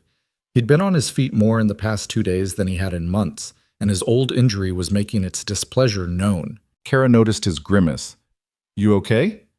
Old injury, Ryan explained. Nothing serious, just complains when I push it too hard. There's a physical therapy place 2 blocks from here that a lot of employees use, Kara said. I can get you their information if you want. Company insurance covers it. Ryan paused, absorbing that. Company insurance that would cover physical therapy. The kind of ongoing treatment he'd been unable to afford since his discharge. The kind that might actually help instead of just managing the pain with over-the-counter medication and ice packs. Yeah, he said quietly. I'd like that. Thank you.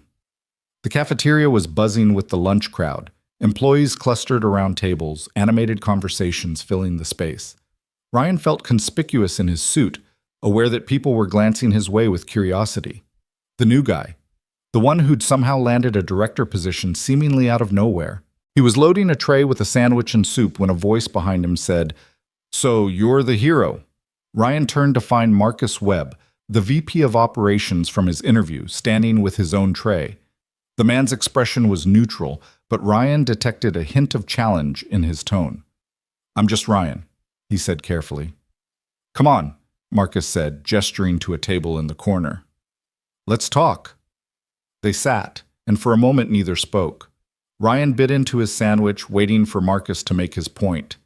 He'd dealt with enough territorial senior firefighters to recognize the dynamic.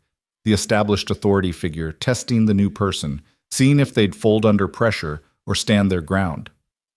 I'm going to be honest with you, Marcus said finally. I wasn't thrilled about Lauren creating this position. We have protocols, we have systems. We've never had a major incident in 10 years of operation. And that's exactly when you're most vulnerable, Ryan said quietly. When you think you're safe, when you've gotten comfortable. That's when something happens that your protocols didn't account for. Marcus studied him over his coffee cup. You sound pretty confident for someone whose first day was 3 hours ago. I spent 5 years responding to emergencies, Ryan replied. Do you know how many fires I saw that started because someone thought they were safe? Because they'd always done it that way and nothing had ever gone wrong. Complacency kills, Mr. Webb. Not dramatically, not all at once, but slowly, by inches, until the day it doesn't. Marcus, the older man said after a moment. If we're going to work together, call me Marcus. He leaned back in his chair. Okay, I'll bite. What's the first thing you'd change about our current setup? Ryan had been reviewing protocols all morning, and one thing had jumped out immediately. Your evacuation routes. In the Chicago office, you have 2 primary stairwells and 1 emergency exit that leads to the parking garage. If there's a fire in that garage, which is statistically likely given the concentration of vehicles, you've just cut off 1/3 of your exit capacity. And the 2 stairwells both feed into the main lobby, which means if there's a crowd, you've created a bottleneck that could turn deadly. Marcus frowned. We've had those routes since the building was constructed. I'm sure they met code at the time, but code is minimum standard, not best practice. I'd want to add emergency exits on multiple floors, create alternative routes, and install better signage that stays visible in low visibility conditions. I'd also want to run regular drills, not the kind where you announce them a week in advance, but surprise evacuations so people learn to respond under actual stress conditions. That's going to be expensive, Marcus said, and disruptive. Not as expensive as a lawsuit if someone dies in a fire we could have prevented, Ryan countered. And yes, it'll be disruptive. Safety usually is. But the alternative is gambling with people's lives, and I don't take those bets. Marcus was quiet for a long moment, studying Ryan with renewed interest. Lauren said you ran into a burning building yesterday morning, that you carried her out through conditions that should have killed you both. I did my job, Ryan said simply. Your old job, Marcus corrected. You're not a firefighter anymore. You're a corporate executive. That means thinking about budgets and timelines and getting buy-in from stakeholders. It means compromise and negotiation and sometimes accepting that good enough is all you're going to get. Ryan set down his sandwich and met Marcus's gaze directly. With all due respect, sir, when it comes to safety, there's no such thing as good enough. There's only safe or not safe. And if this company isn't willing to invest in keeping its people safe, then I'm in the wrong place. The challenge hung in the air between them. Ryan knew he was taking a risk, potentially alienating a key ally on his first day. But he also knew that if he backed down now, if he showed that his principles could be negotiated away, he'd never be taken seriously. Marcus's expression remained neutral for another beat, and then, unexpectedly, he smiled. You know what? I think I'm going to like working with you. Most people come into this job trying to tell everyone what they want to hear. You just told me I'm wrong to my face. I didn't mean, Ryan started, but Marcus waved him off. No. That's exactly what Lauren hired you for. Someone who won't cave when people push back. God knows we need that around here. He stood, picking up his tray. I'm meeting with the Austin team this afternoon about their Q2 projections. Sit in if you want. You should meet Derek sooner rather than later, and it might help to see how he operates. I'd appreciate that, Ryan said, surprised by the olive branch. Conference room 8B, 2 o'clock. Don't be late. Derek hates that. Marcus paused, then added, and Ryan? The thing about being an executive, it's not about having all the answers. It's about asking the right questions and building the right team. You've got good instincts. Trust them. After Marcus left, Ryan sat alone with his lunch, processing the conversation. He'd expected resistance, and he'd gotten it, but he'd also gotten something unexpected, respect, or at least the beginning of it. Maybe he could do this after all. Maybe he could navigate the politics and the budgets and the compromises without losing sight of what mattered. His phone buzzed with a text from his mother. How's it going, baby? Maddie wants to know if you have a big desk. Ryan smiled and took a photo of his office from the doorway, making sure to capture the nameplate and window. He sent it with the caption, "Tell her I have a very big desk and my own window." 3 dots appeared immediately. Then, she's dancing around the living room, so proud of her daddy. We both are. The afternoon passed in a blur of meetings. The call with Derek Chen from Austin was exactly as Kara had predicted. Derek was defensive and dismissive, treating Ryan's questions about their safety protocols as an accusation rather than genuine inquiry. Ryan made notes and kept his tone neutral, watching how Marcus navigated the conversation with a combination of flattery and strategic questions that got information without triggering Derek's territorial instincts. After the call, Marcus caught Ryan's eye. See what I mean? You can't go in strong with guys like Derek. You have to make them feel like they're teaching you, not the other way around. Even if they're wrong? Ryan asked. Especially if they're wrong. Because if you tell them that directly, they'll dig in their heels and fight every change you try to make. But if you ask questions that make them realize their own gaps, that's when real change happens. It was a masterclass in corporate politics, and Ryan absorbed it all, mentally cataloging strategies for the conversations he'd need to have in the coming weeks. By the time 5 o'clock rolled around, he was exhausted in a way that was different from the physical exhaustion of firefighting, a mental fatigue that came from constant vigilance and strategic thinking. Kara appeared in his doorway as he was shutting down his computer. Surviving your first day? Barely, Ryan admitted. Is it always this intense? This was actually pretty light, Kara said with a sympathetic smile. Wait until you're managing multiple facility audits while dealing with a crisis in real time. That's when it gets fun. Your definition of fun is concerning, Ryan said, grabbing his jacket. One more thing before you go, Kara said, handing him a folder. These are the incident reports from the past 2 years. Slip and falls, near misses, equipment malfunctions, everything we're required to document. Lauren wants you to review them and see if there are any patterns we've missed.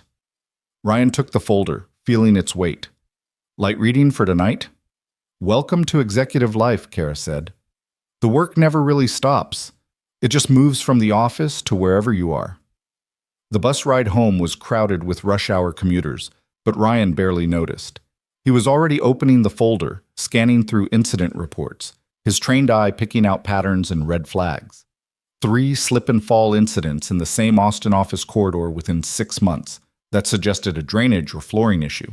Multiple reports of equipment malfunctions in the Seattle facility's warehouse section, potential maintenance gaps. A near miss in Chicago, where a shelving unit had nearly collapsed, structural concerns that needed immediate attention. By the time he reached his apartment, Ryan had filled 3 pages with notes and questions. He made himself dinner, instant ramen because some habits died hard, and continued reading, cross-referencing reports with facility layouts that Kara had included in the folder. At 7 o'clock, his phone rang. FaceTime from his mother. "Daddy!" Maddie's face filled the screen, beaming. "Grandma says you have an office with a window." "I do, baby girl," Ryan said, his exhaustion melting away at the sight of her joy. "And my own desk, and a computer, and even my own assistant." "What's an assistant?" "Someone who helps me do my job. Her name is Kara, and she's very smart." "Are you helping people stay safe?" Maddie asked, her expression suddenly serious. "Like you used to?" "That's exactly what I'm doing," Ryan confirmed. "I'm making plans to keep people safe so they can work without worrying about getting hurt." "That's important work, Daddy," Maddie said solemnly. "You're doing a good job." The simple affirmation from his 6-year-old daughter hit Ryan harder than any professional praise could. This was why he was doing all of this. Not for the title or the salary, but to be the father Maddie deserved. To give her a life where she didn't have to worry about whether they'd have enough money for her medicine, where she could just be a kid and dream about being a veterinarian without the weight of adult anxieties pressing down on her. "Thank you, sweetheart," Ryan said, his voice thick. "That means the world to me." His mother's face appeared on the screen. "Let your daddy get some rest, baby. He's had a long day." To Ryan, she said, "You look exhausted. Are you eating enough? Getting sleep?" "I'm fine, Mama," Ryan assured her.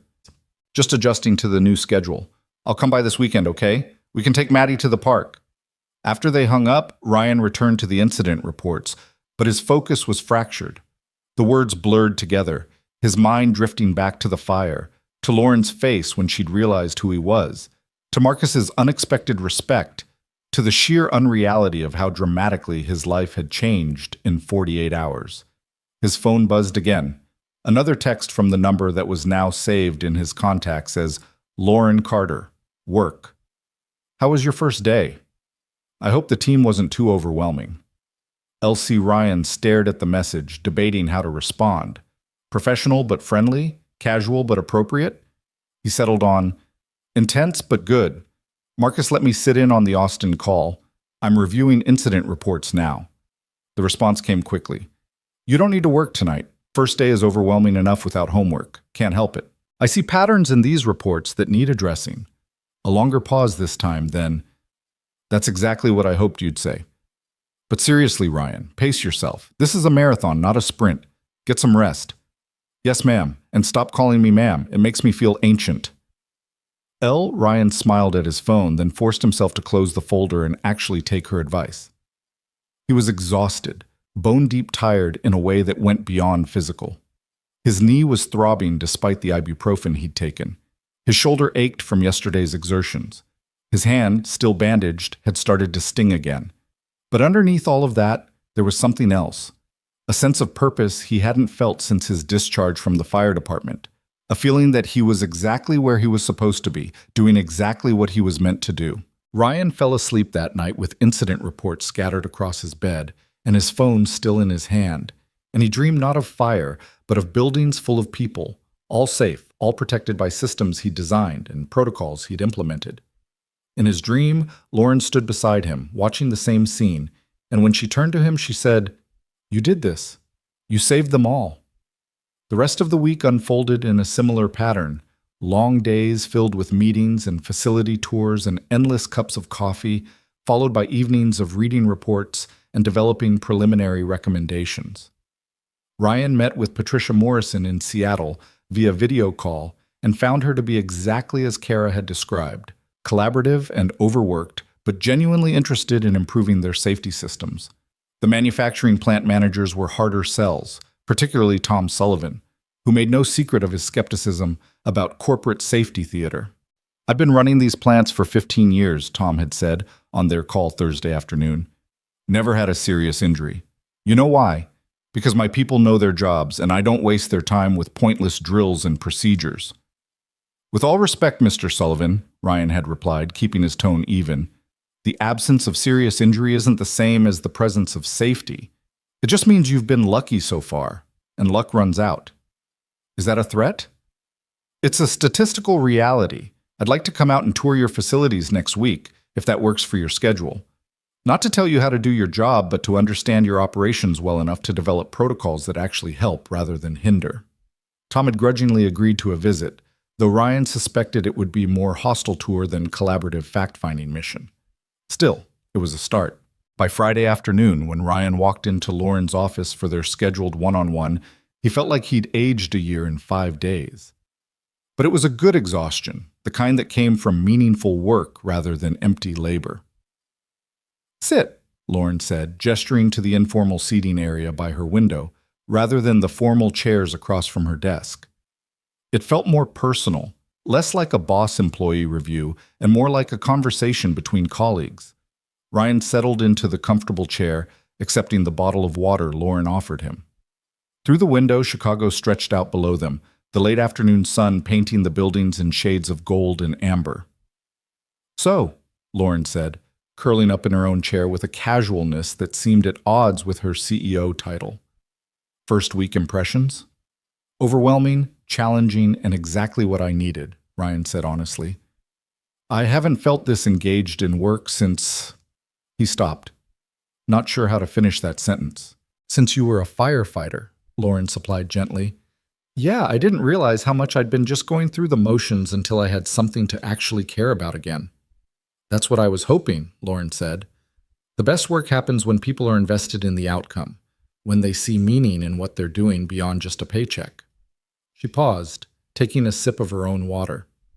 "I wanted to check in on how you're feeling about everything, not just the job, but the adjustment, the transition from where you were to where you are now." Ryan considered the question carefully. "Honestly, part of me keeps waiting for the other shoe to drop, for someone to realize there's been a mistake, that I don't actually belong here. Imposter syndrome, I guess." "That's completely normal," Lauren said. "I felt that way for the first 2 years after I founded this company. Every board meeting, I'd think they're going to figure out I'm making this up as I go." She smiled. "Eventually, I realized everyone is making it up as they go. The difference between success and failure is whether you're willing to adapt when your plans don't work out." "Is that what happened with me?" Ryan asked. "Your plan not working out?" Lauren's expression grew thoughtful. "I'd been trying to convince my board for 6 months that we needed someone focused specifically on safety and crisis management. They kept pushing back, saying it was an unnecessary expense, that our current systems were adequate. And then Monday morning happened. I nearly died because the hotel's safety systems failed. Jammed door, delayed alarm, insufficient emergency lighting. And the person who saved me was exactly the kind of expert I'd been arguing we needed." "So I'm proof of concept," Ryan said, not sure how he felt about that. "You're proof that sometimes the universe has better timing than we do," Lauren corrected. "I could have hired any safety consultant and built a case based on statistics and projections. Instead, I hired the man who demonstrated in the most visceral way possible why this work matters. The board approved your position in under an hour." Ryan absorbed that, understanding the pressure it placed on him. He wasn't just doing a job, he was validating Lauren's judgment, proving that her instinct had been right. If he failed, it wasn't just his career on the line. It was her credibility with her board. "No pressure or anything," he said with dark humor. Lauren laughed, a genuine sound that transformed her face. "I probably shouldn't have told you all that, but I believe in being honest with the people I work with. You deserve to know what you're walking into." "I appreciate that," Ryan said, "and I promise I'm not going to let you down." "I know you won't." Lauren shifted in her chair, and her expression grew more serious. "Can I ask you something personal?" "Of course." That morning in the hotel, when you carried me out, she stopped, seeming to struggle with the words. I was conscious enough to know what was happening, conscious enough to know that you were risking your life for mine, and I couldn't understand why. You didn't know me. You had every reason to prioritize your own safety, but you didn't hesitate. I told you, Ryan said quietly. That's the job. But it wasn't your job anymore, Lauren pressed. You'd been medically discharged. You had no obligation, no responsibility. You could have called 911 and waited for the professionals. Ryan was quiet for a moment, trying to find the words to explain something he didn't fully understand himself. When I was in the fire department, I saw people at their worst moments, trapped, terrified, certain they were going to die. And I saw what it meant to them when someone showed up anyway. When someone said, "I've got you," and meant it, that changes you. It becomes part of who you are. So when I smelled that smoke, when I saw people evacuating, I didn't think about whether it was my job anymore.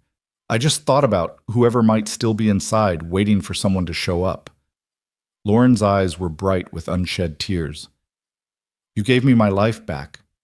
Do you understand that? I was supposed to die in that room. The door was jammed. I couldn't breathe. I could feel myself fading. And then you appeared like something out of a fever dream, and suddenly I had a future again. I'm glad I was there, Ryan said simply. I'm glad I could help. It's more than help, Lauren said fiercely. She stopped, seeming to realize she was getting too emotional, too vulnerable. She took a breath, visibly recomposing herself. I'm sorry. That was more than I meant to share. It's okay, Ryan said. I think we both went through something intense together. It's okay to acknowledge that. Lauren nodded, dabbing at her eyes with a tissue. Okay, let me pull myself together and act like a professional CEO again. She managed a watery smile. How about we talk about your facility tour schedule? That's nice and boring and won't make me cry in front of an employee. They spent the next 30 minutes going over logistics. When Ryan would visit each location, what he should focus on during his assessments, how to handle resistance from facility managers. It was exactly the kind of practical, business-focused conversation that should have dominated their relationship. But underneath it, Ryan could feel the current of something deeper, a connection forged in crisis, a mutual understanding that transcended typical professional boundaries. As Ryan stood to leave, Lauren walked him to the door. Have a good weekend, Ryan. Spend time with your daughter. Don't think about work. I'll try, Ryan said, though they both knew he'd probably spend at least some of the weekend reviewing his notes and refining his recommendations. Ryan, Lauren said as he stepped into the hallway. He turned back. Thank you. Not just for Monday morning, but for this. For taking a chance on a position that didn't exist a week ago. For trusting that I knew what I was doing when I offered it to you. Thank you for seeing something in me worth investing in, Ryan replied. I won't forget that. As he walked back to his office to gather his things, Ryan felt the weight of the week settling over him. 5 days ago, he'd been nobody, a has-been firefighter struggling to make rent. Now he was director of safety and crisis management for a multi-million-dollar company, responsible for protecting hundreds of lives, earning more money than he'd ever thought possible, and working for a woman who'd trusted him with something precious. His phone buzzed with a text from Maddie. Daddy, are you coming home soon? I miss you. Ryan smiled and replied, On my way, baby girl. Let's go get ice cream. Because that was the point of all of this, not the title or the office, or even the satisfaction of meaningful work, but the ability to take his daughter for ice cream on a Friday evening without checking his bank balance first. The freedom to say yes instead of always having to say wait, maybe next time, we'll see. Ryan took one last look at his office, with his name on the door and his future spread out before him like a map to somewhere better, and headed home to the little girl who made it all worthwhile. The ice cream shop was crowded with families celebrating the end of the work week, children's laughter echoing off the bright painted walls. Maddie pressed her face against the glass display case, deliberating between chocolate chip cookie dough and strawberry swirl with the gravity of someone making a life-altering decision. Ryan watched her with a fullness in his chest that felt like it might crack him open. This simple moment, this ordinary Friday evening ritual that used to be a luxury they couldn't afford, was now just part of their life. Can I get both? Maddie asked, looking up at him with hopeful eyes. You can get whatever you want, baby girl, Ryan said, and meant it. They sat by the window, Maddie with her double scoop, and Ryan with a simple vanilla cone, and she told him about her week: art class where she'd painted a rainbow, recess where she'd learned to pump her legs on the swing by herself, the new girl in her class who didn't have any friends yet, so Maddie had invited her to play. That was kind of you, Ryan said, wiping ice cream from her chin. I bet it meant a lot to her. She was sad, Maddie said matter-of-factly. Nobody should be sad at recess. That's when you're supposed to have fun. Ryan smiled at his daughter's simple wisdom, thinking about how much she'd inherited his instinct to help people who were hurting. You're a good person, Maddie. I'm proud of you. Grandma says I'm like you? Maddie said, attacking her ice cream with renewed enthusiasm. She says you always helped people, even when it was hard. Your grandma talks too much, Ryan said, but his voice was warm. She says that's why you got your new job, because you helped someone who needed help, and they wanted to say thank you. Ryan paused, considering how to explain the complexity of what had happened in terms a 6-year-old could understand. It's a little more complicated than that, but yeah, I helped someone, and it turned out that person could help me too. Sometimes things work out that way. Like a circle, Maddie said. We learned about circles in math. They go round and connect back to where they started. Exactly like a circle, Ryan agreed, amazed as always by how his daughter could distill complex ideas into their essential truth. The weekend passed in a blur of normalcy that felt almost surreal after the intensity of the previous week. Ryan took Maddie to the park on Saturday, pushing her on the swings and catching her at the bottom of the slide, his knee protesting but manageable. They had dinner at his mother's house, pot roast again, because his mother believed in celebrating good news with familiar comfort food. Sunday was lazy and slow. Cartoons in the dollhouse and building a blanket fort in the living room where they ate popcorn and pretended they were camping in the wilderness. But underneath the domestic peace, Ryan's mind was working. He'd review his notes while Maddie colored beside him, refining his recommendations for each facility. He'd wake early on Sunday morning to respond to emails from Kara about scheduling his facility visits. He'd draft and redraft his initial safety assessment report, trying to strike the right balance between identifying problems and offering solutions without sounding alarmist or condescending. Monday morning arrived too quickly, pulling Ryan back into the office with a packed schedule, back-to-back meetings with department heads, a presentation to the executive team about his preliminary findings, and the looming reality of his first facility tour scheduled for Wednesday in Austin. Derek Chen's territory, which meant Ryan needed to be prepared for resistance and skepticism. He was reviewing his presentation in his office Tuesday afternoon when Kara appeared in the doorway, her expression concerned. You need to see this, she said, pulling up something on her tablet. There was an incident at the Seattle facility this morning. Ryan's stomach dropped. What kind of incident? Minor chemical spill in the research lab. No injuries, but it could have been bad. They had to evacuate the entire floor. Kara handed him the tablet, showing the incident report that Patricia Morrison had filed less than an hour ago. Ryan scanned the details, his trained eye immediately catching the red flags. Improper storage of reactive chemicals, inadequate ventilation in the lab space, emergency protocols that hadn't been updated in 3 years. The spill itself was small, contained quickly by staff who'd acted fast, but it exposed systemic vulnerabilities that could lead to something much worse. I need to talk to Patricia, Ryan said, already reaching for his phone. And Lauren, she should know about this immediately. Within 30 minutes, Ryan was in Lauren's office with Marcus and the head of legal discussing the implications of the Seattle incident.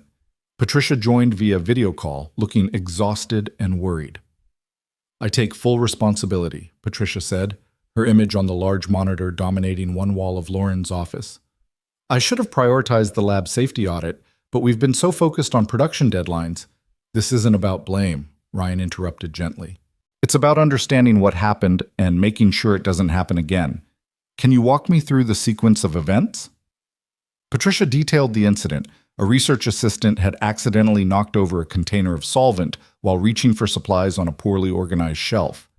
The container had leaked, The fumes had triggered the building's air quality sensors, and the automated emergency system had initiated evacuation protocols.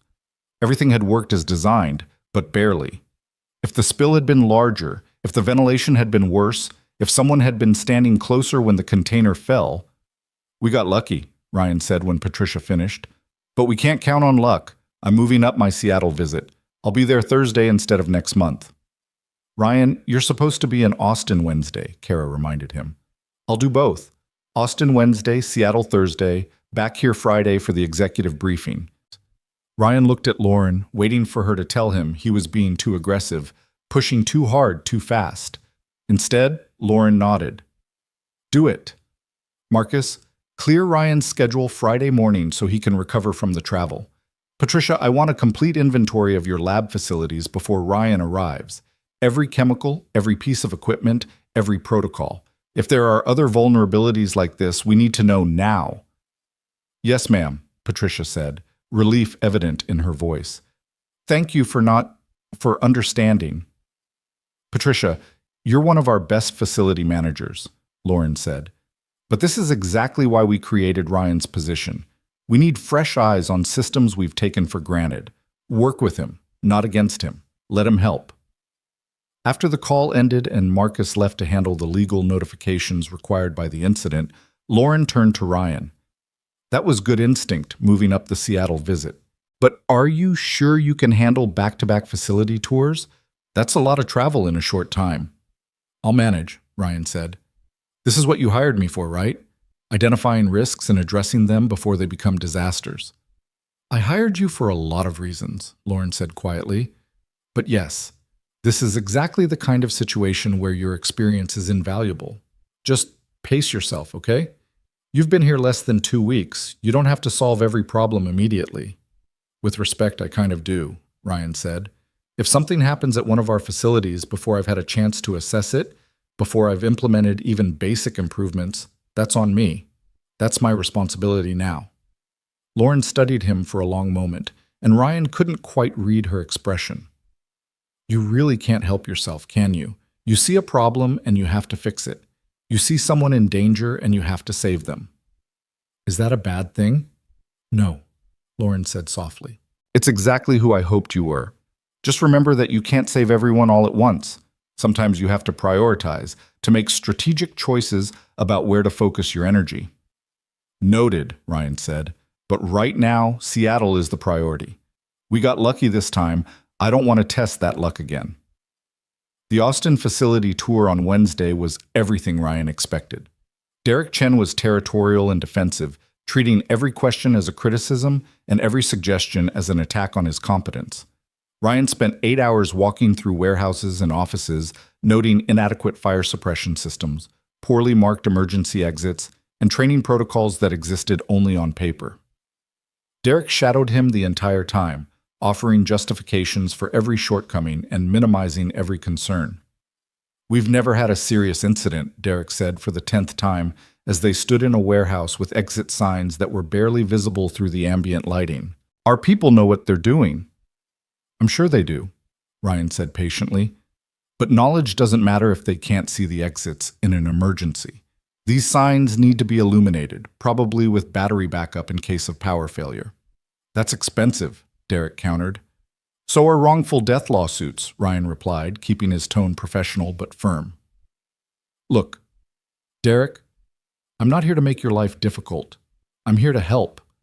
But I can't do that if you fight me on every recommendation. These aren't suggestions. These are basic safety standards that should already be in place." Derek's jaw tightened. "Are you going to put that in your report? That Austin isn't meeting standards?" "I'm going to put in my report exactly what I observed, along with recommended solutions and estimated costs. What happens after that is Lauren's decision, not mine." Ryan paused, then added more gently, "I know change is hard. I know it feels like I'm swooping in and criticizing everything you've built. But I promise, my goal isn't to make you look bad. It's to keep your people safe. Can we work together on that?" Something in Derek's expression shifted. Not quite acceptance, but at least a grudging willingness to listen. "Fine. Show me what you think needs to change, and I'll see what I can do about budget." By the time Ryan caught his flight to Seattle that evening, he was exhausted and his report for Austin was only half finished. He worked on his laptop during the flight, documenting findings and drafting recommendations, only stopping when the flight attendant gently reminded him to put away his computer for landing. Patricia Morrison met him at the Seattle facility Thursday morning with coffee and genuine gratitude. "Thank you for coming so quickly," she said, leading him through the building. "I've been beating myself up about that spill. I should have seen it coming." "Hindsight is perfect vision," Ryan said. "What matters is what we do now. Show me the lab where it happened." The research facility was impressive. State-of-the-art equipment, talented staff, cutting-edge work in materials science. But underneath the innovation, Ryan saw the same problems he'd seen in Austin. Protocols that had grown stale, equipment that hadn't been properly maintained, training that happened once during onboarding and never again.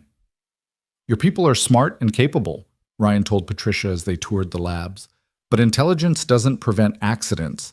Systems prevent accidents. Redundancy prevents accidents. Creating a culture where people feel comfortable reporting near misses and safety concerns that prevents accidents." "So what do we need to change?"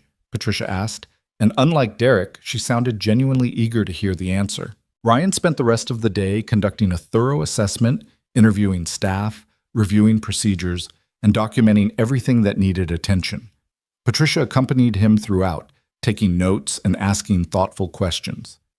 By the time he left to catch his evening flight back to Chicago, Ryan had a comprehensive list of recommendations, and Patricia had a preliminary action plan. "You're good at this," Patricia said as she walked him to his Uber. "Making people feel heard instead of judged. That's rare in corporate consultants." "I'm not a consultant," Ryan said. "I'm just someone who's seen what happens when safety becomes an afterthought. I don't want that happening here."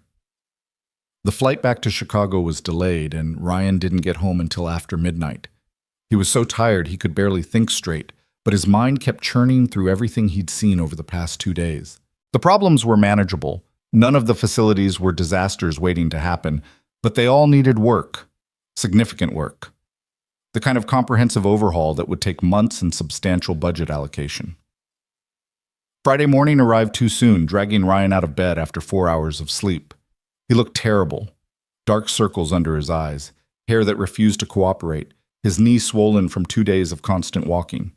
But he had a presentation to give, recommendations to defend, and a job to prove he could actually do. Kara took one look at him when he arrived at the office and immediately brought him coffee and ibuprofen. "You look like death," she said with her characteristic bluntness. "Maybe reschedule the executive briefing?" "Can't," Ryan said, downing the pills. "Lauren's board wants an update on the Seattle incident, and they want it today."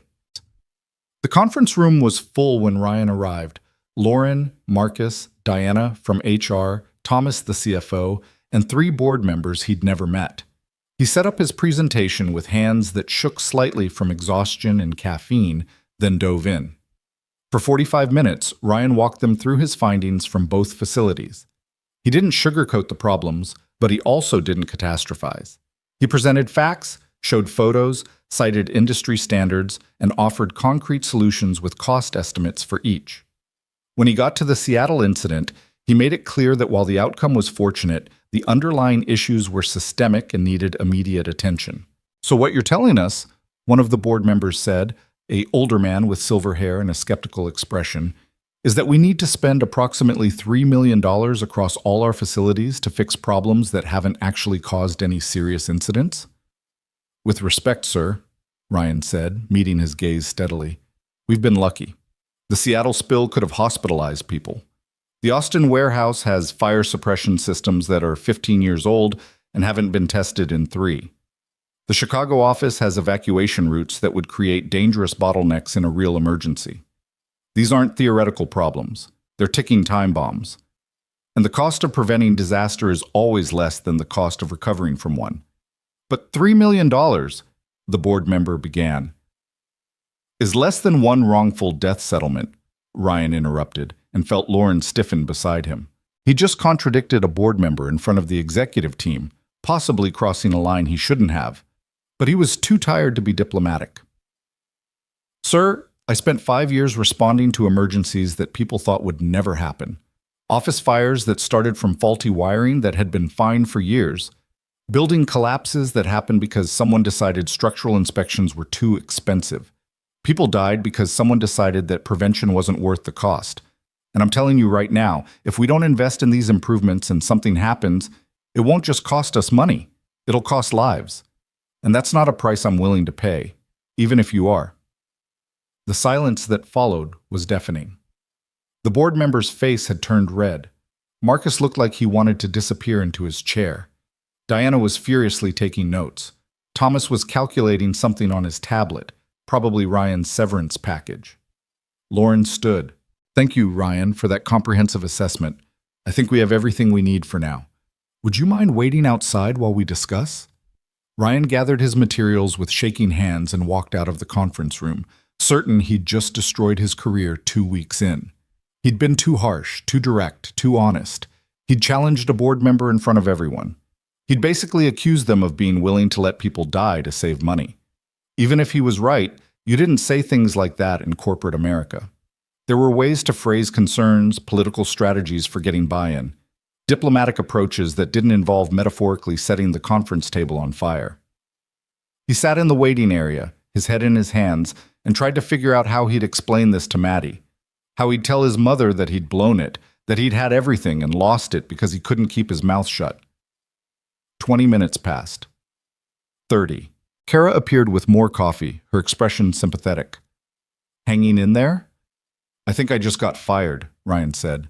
If you did, you went out like a champion, Kara said. I've never seen anyone talk to Charles Whitmore like that. He's probably still trying to process what happened. Is he the silver-haired guy? Yep. Been on the board for 15 years, used to getting his way. You basically told him he was wrong in front of everyone. Ryan groaned. I'm an idiot. Or incredibly brave, Kara said. Time will tell which. The conference room door opened. Lauren stepped out alone, her expression unreadable. Ryan, come with me, please. He followed her to her office, each step feeling like walking to his own execution. She closed the door behind them, and for a long moment, neither spoke. I'm sorry, Ryan said finally. I was out of line. I shouldn't have. You were brilliant, Lauren interrupted. Ryan blinked. What? You were absolutely brilliant. Passionate, direct, uncompromising. You said exactly what needed to be said, in exactly the way it needed to be said. Lauren moved to her window, looking out at the city. Do you know what Charles Whitmore told me after you left? He said, that man either needs to be fired or promoted. There's no middle ground with someone like that. Ryan's heart sank. So I'm fired. No, you idiot, Lauren said, turning to face him with a smile that transformed her whole face. The board just approved your full $3 million budget. All of it. Every facility improvement you recommended, every system upgrade, every training program. Charles said, and I quote, I'd rather be proven wrong by someone who cares that much than proven right after someone dies. Ryan stared at her, unable to process what he was hearing. They approved it? All of it? Every penny, Lauren confirmed. You did in one presentation what I've been trying to do for months. Made them understand that safety isn't an expense, it's an investment. That we have a moral obligation to our employees that goes beyond profit margins. She crossed to where Ryan stood frozen by the door and gripped his shoulders. You were everything I hoped you'd be and more. You stood up for what was right, even when it could have cost you everything. That's courage, Ryan. That's integrity. That's exactly why I hired you. Ryan felt his knees go weak. He'd been so certain he'd destroyed everything, and instead, I thought I'd gone too far. You went exactly far enough, Lauren said. Look, there will be times when you need to be more diplomatic. Times when you need to play the political game. But today wasn't one of those times. Today required someone willing to speak truth even when it was uncomfortable. And you did that perfectly. So I still have a job, Ryan said, still trying to catch up with the sudden reversal. You have a job, a $3 million budget, and the board's full support for implementation, Lauren said. Plus, you've earned Charles Whitmore's respect, which is no small thing. He asked me to have you call him next week. He wants to discuss your long-term vision for company-wide safety standards. Ryan sat down heavily in one of the chairs, his legs finally giving out. I think I'm going to be sick. Lauren laughed. That's the adrenaline crash. Here. She poured him water from the carafe on her desk. Drink this. Breathe. You're okay. Better than okay. You're exactly where you're supposed to be. I was so sure I'd ruined everything, Ryan admitted, accepting the water with trembling hands.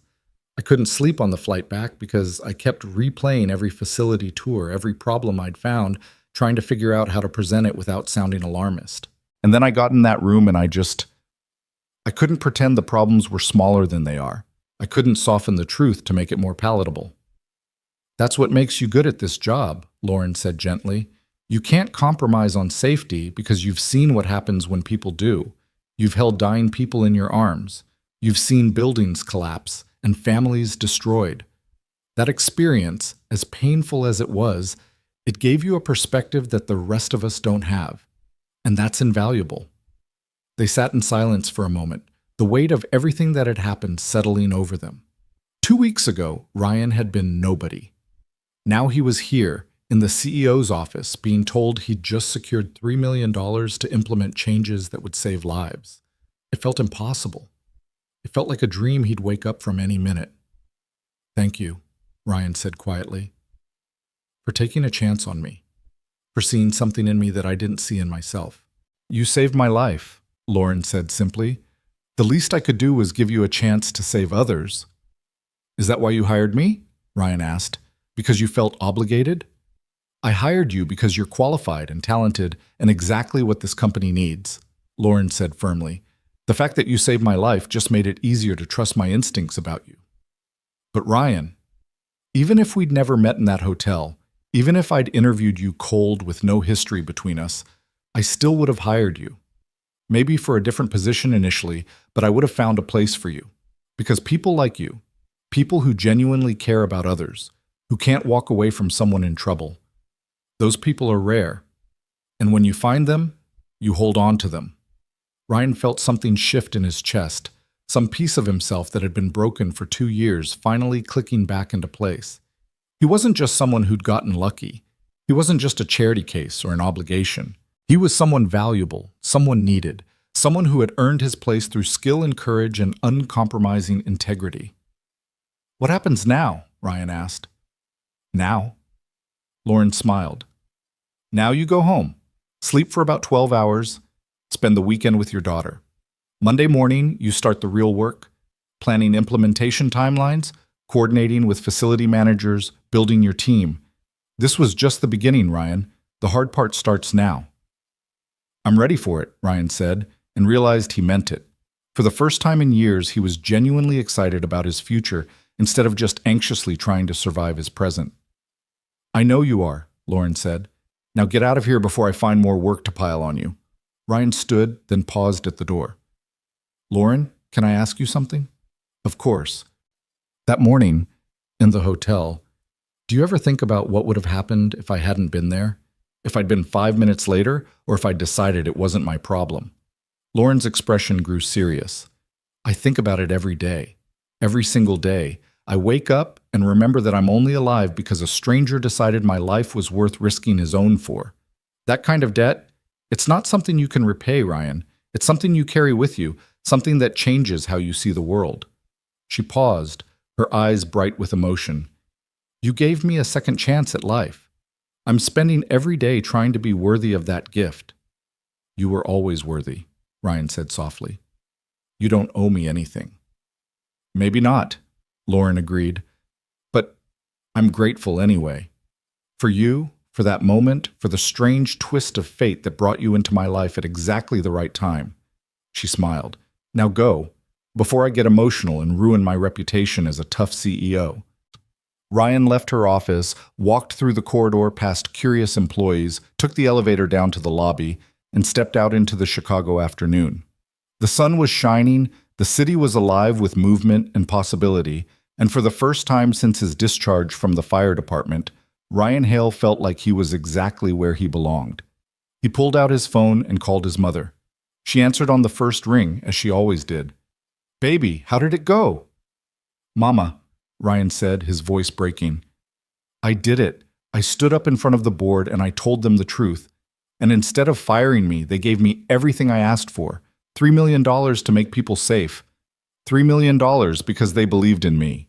His mother's sob of joy came through the phone clear and strong. Oh, Ryan. Oh, my beautiful boy. I knew you could do it. I always knew. I want to take you and Maddie out to dinner, Ryan said. Somewhere nice, somewhere we've never been able to afford before, to celebrate. You don't have to do that, baby. I know I don't have to, Ryan interrupted. I want to. Please, Mama, let me do this. Let me show you that all those years of sacrifice, all those times you went without so I could have what I needed, it wasn't for nothing. It led here to this moment, to this life, where I can finally give back. Okay, his mother said, her voice thick with tears. Okay, baby, we'll celebrate. We'll celebrate everything you've become. That evening, Ryan sat across from his mother and daughter in a restaurant with white tablecloths and prices that didn't make him flinch. Maddie was in her favorite dress, her hair in pigtails, chattering excitedly about the fancy menu and the candles on the table. His mother kept reaching across to squeeze his hand, her eyes shining with pride and love. Make a toast, Daddy, Maddie said, holding up her glass of lemonade. Ryan raised his water glass, looking at the two people who'd stood by him through the worst years of his life. To family, he said. To second chances. To people who help other people, even when it's hard. And to the future, which finally looks brighter than the past. To the future, his mother echoed, tears streaming down her face. To Daddy, Maddie added, because she was 6 and everything was about making her father smile. They clinked glasses, and Ryan felt something he hadn't felt in years. Hope, pure and uncomplicated and real. The road ahead would be challenging. There would be difficult conversations and resistance to change and long nights of work. But for the first time since the warehouse collapse that had ended his firefighting career, Ryan Hale had found his purpose again. He was saving lives, just in a different way, with different tools, in a different arena. Later that night, after taking his mother and Maddie home, after reading 3 bedtime stories and tucking his daughter in with kisses, after promising he'd be there when she woke up, Ryan returned to his small apartment. It was the same shabby space he'd been living in for 2 years, but it felt different now. Temporary instead of permanent. A place he was passing through on his way to somewhere better. His phone buzzed with a text from Lauren. Thank you for today. You reminded me why I do this work, why it matters. L. Ryan typed back, thank you for giving me the chance to do work that matters, for seeing who I could be even when I couldn't see it myself. 3 dots appeared, then disappeared, then appeared again. Finally, coffee. Monday morning? Before the chaos starts, I'd like to hear your implementation plans. I'd like that, Ryan replied. See you Monday. He set his phone aside and walked to his window, looking out at Chicago spreading below him in a carpet of lights. Somewhere out there, in a much nicer apartment with better views, Lauren Carter was probably doing the same thing, looking at the city they both called home, thinking about the strange series of events that had brought them together. A fire, a rescue, an interview, a job. A friendship that had formed in the crucible of crisis and had somehow survived the transition to professional relationship. It was the kind of story that sounded too perfect to be true, the kind where people would suspect embellishment or exaggeration. But it had happened. All of it had really happened. And now Ryan stood on the other side of disaster, having somehow landed in a life better than any he'd imagined possible just 2 weeks ago. He thought about the woman in the hotel room, the one he'd carried through smoke and fire. He thought about the terror in her eyes, the desperate grip of her hands on his shoulders, the moment when they'd emerged into clear air and she'd gasped in a breath that meant life instead of death. He thought about walking into that interview, about the shock of recognition, about Lauren's steady gaze as she'd offered him not just a job but a future. And he thought about Maddie, asleep in her bed with her dollhouse nearby, dreaming whatever dreams 6-year-olds dream, safe and secure and loved. Sometimes, Ryan thought, the universe gets it right. Sometimes the person who needs saving turns out to be the person who can save you right back. Sometimes running into a burning building doesn't just save one life. It changes 2 lives forever, braiding them together in ways neither person expected but both people needed. Ryan Hale had spent his entire adult life running toward danger to help others. He'd never expected that one day someone would run toward him with the same determination, offering rescue from a different kind of fire. The slow burn of desperation and hopelessness that had been consuming him from the inside out. Lauren Carter had saved his life just as surely as he'd saved hers, just in a different way, just when he'd needed it most.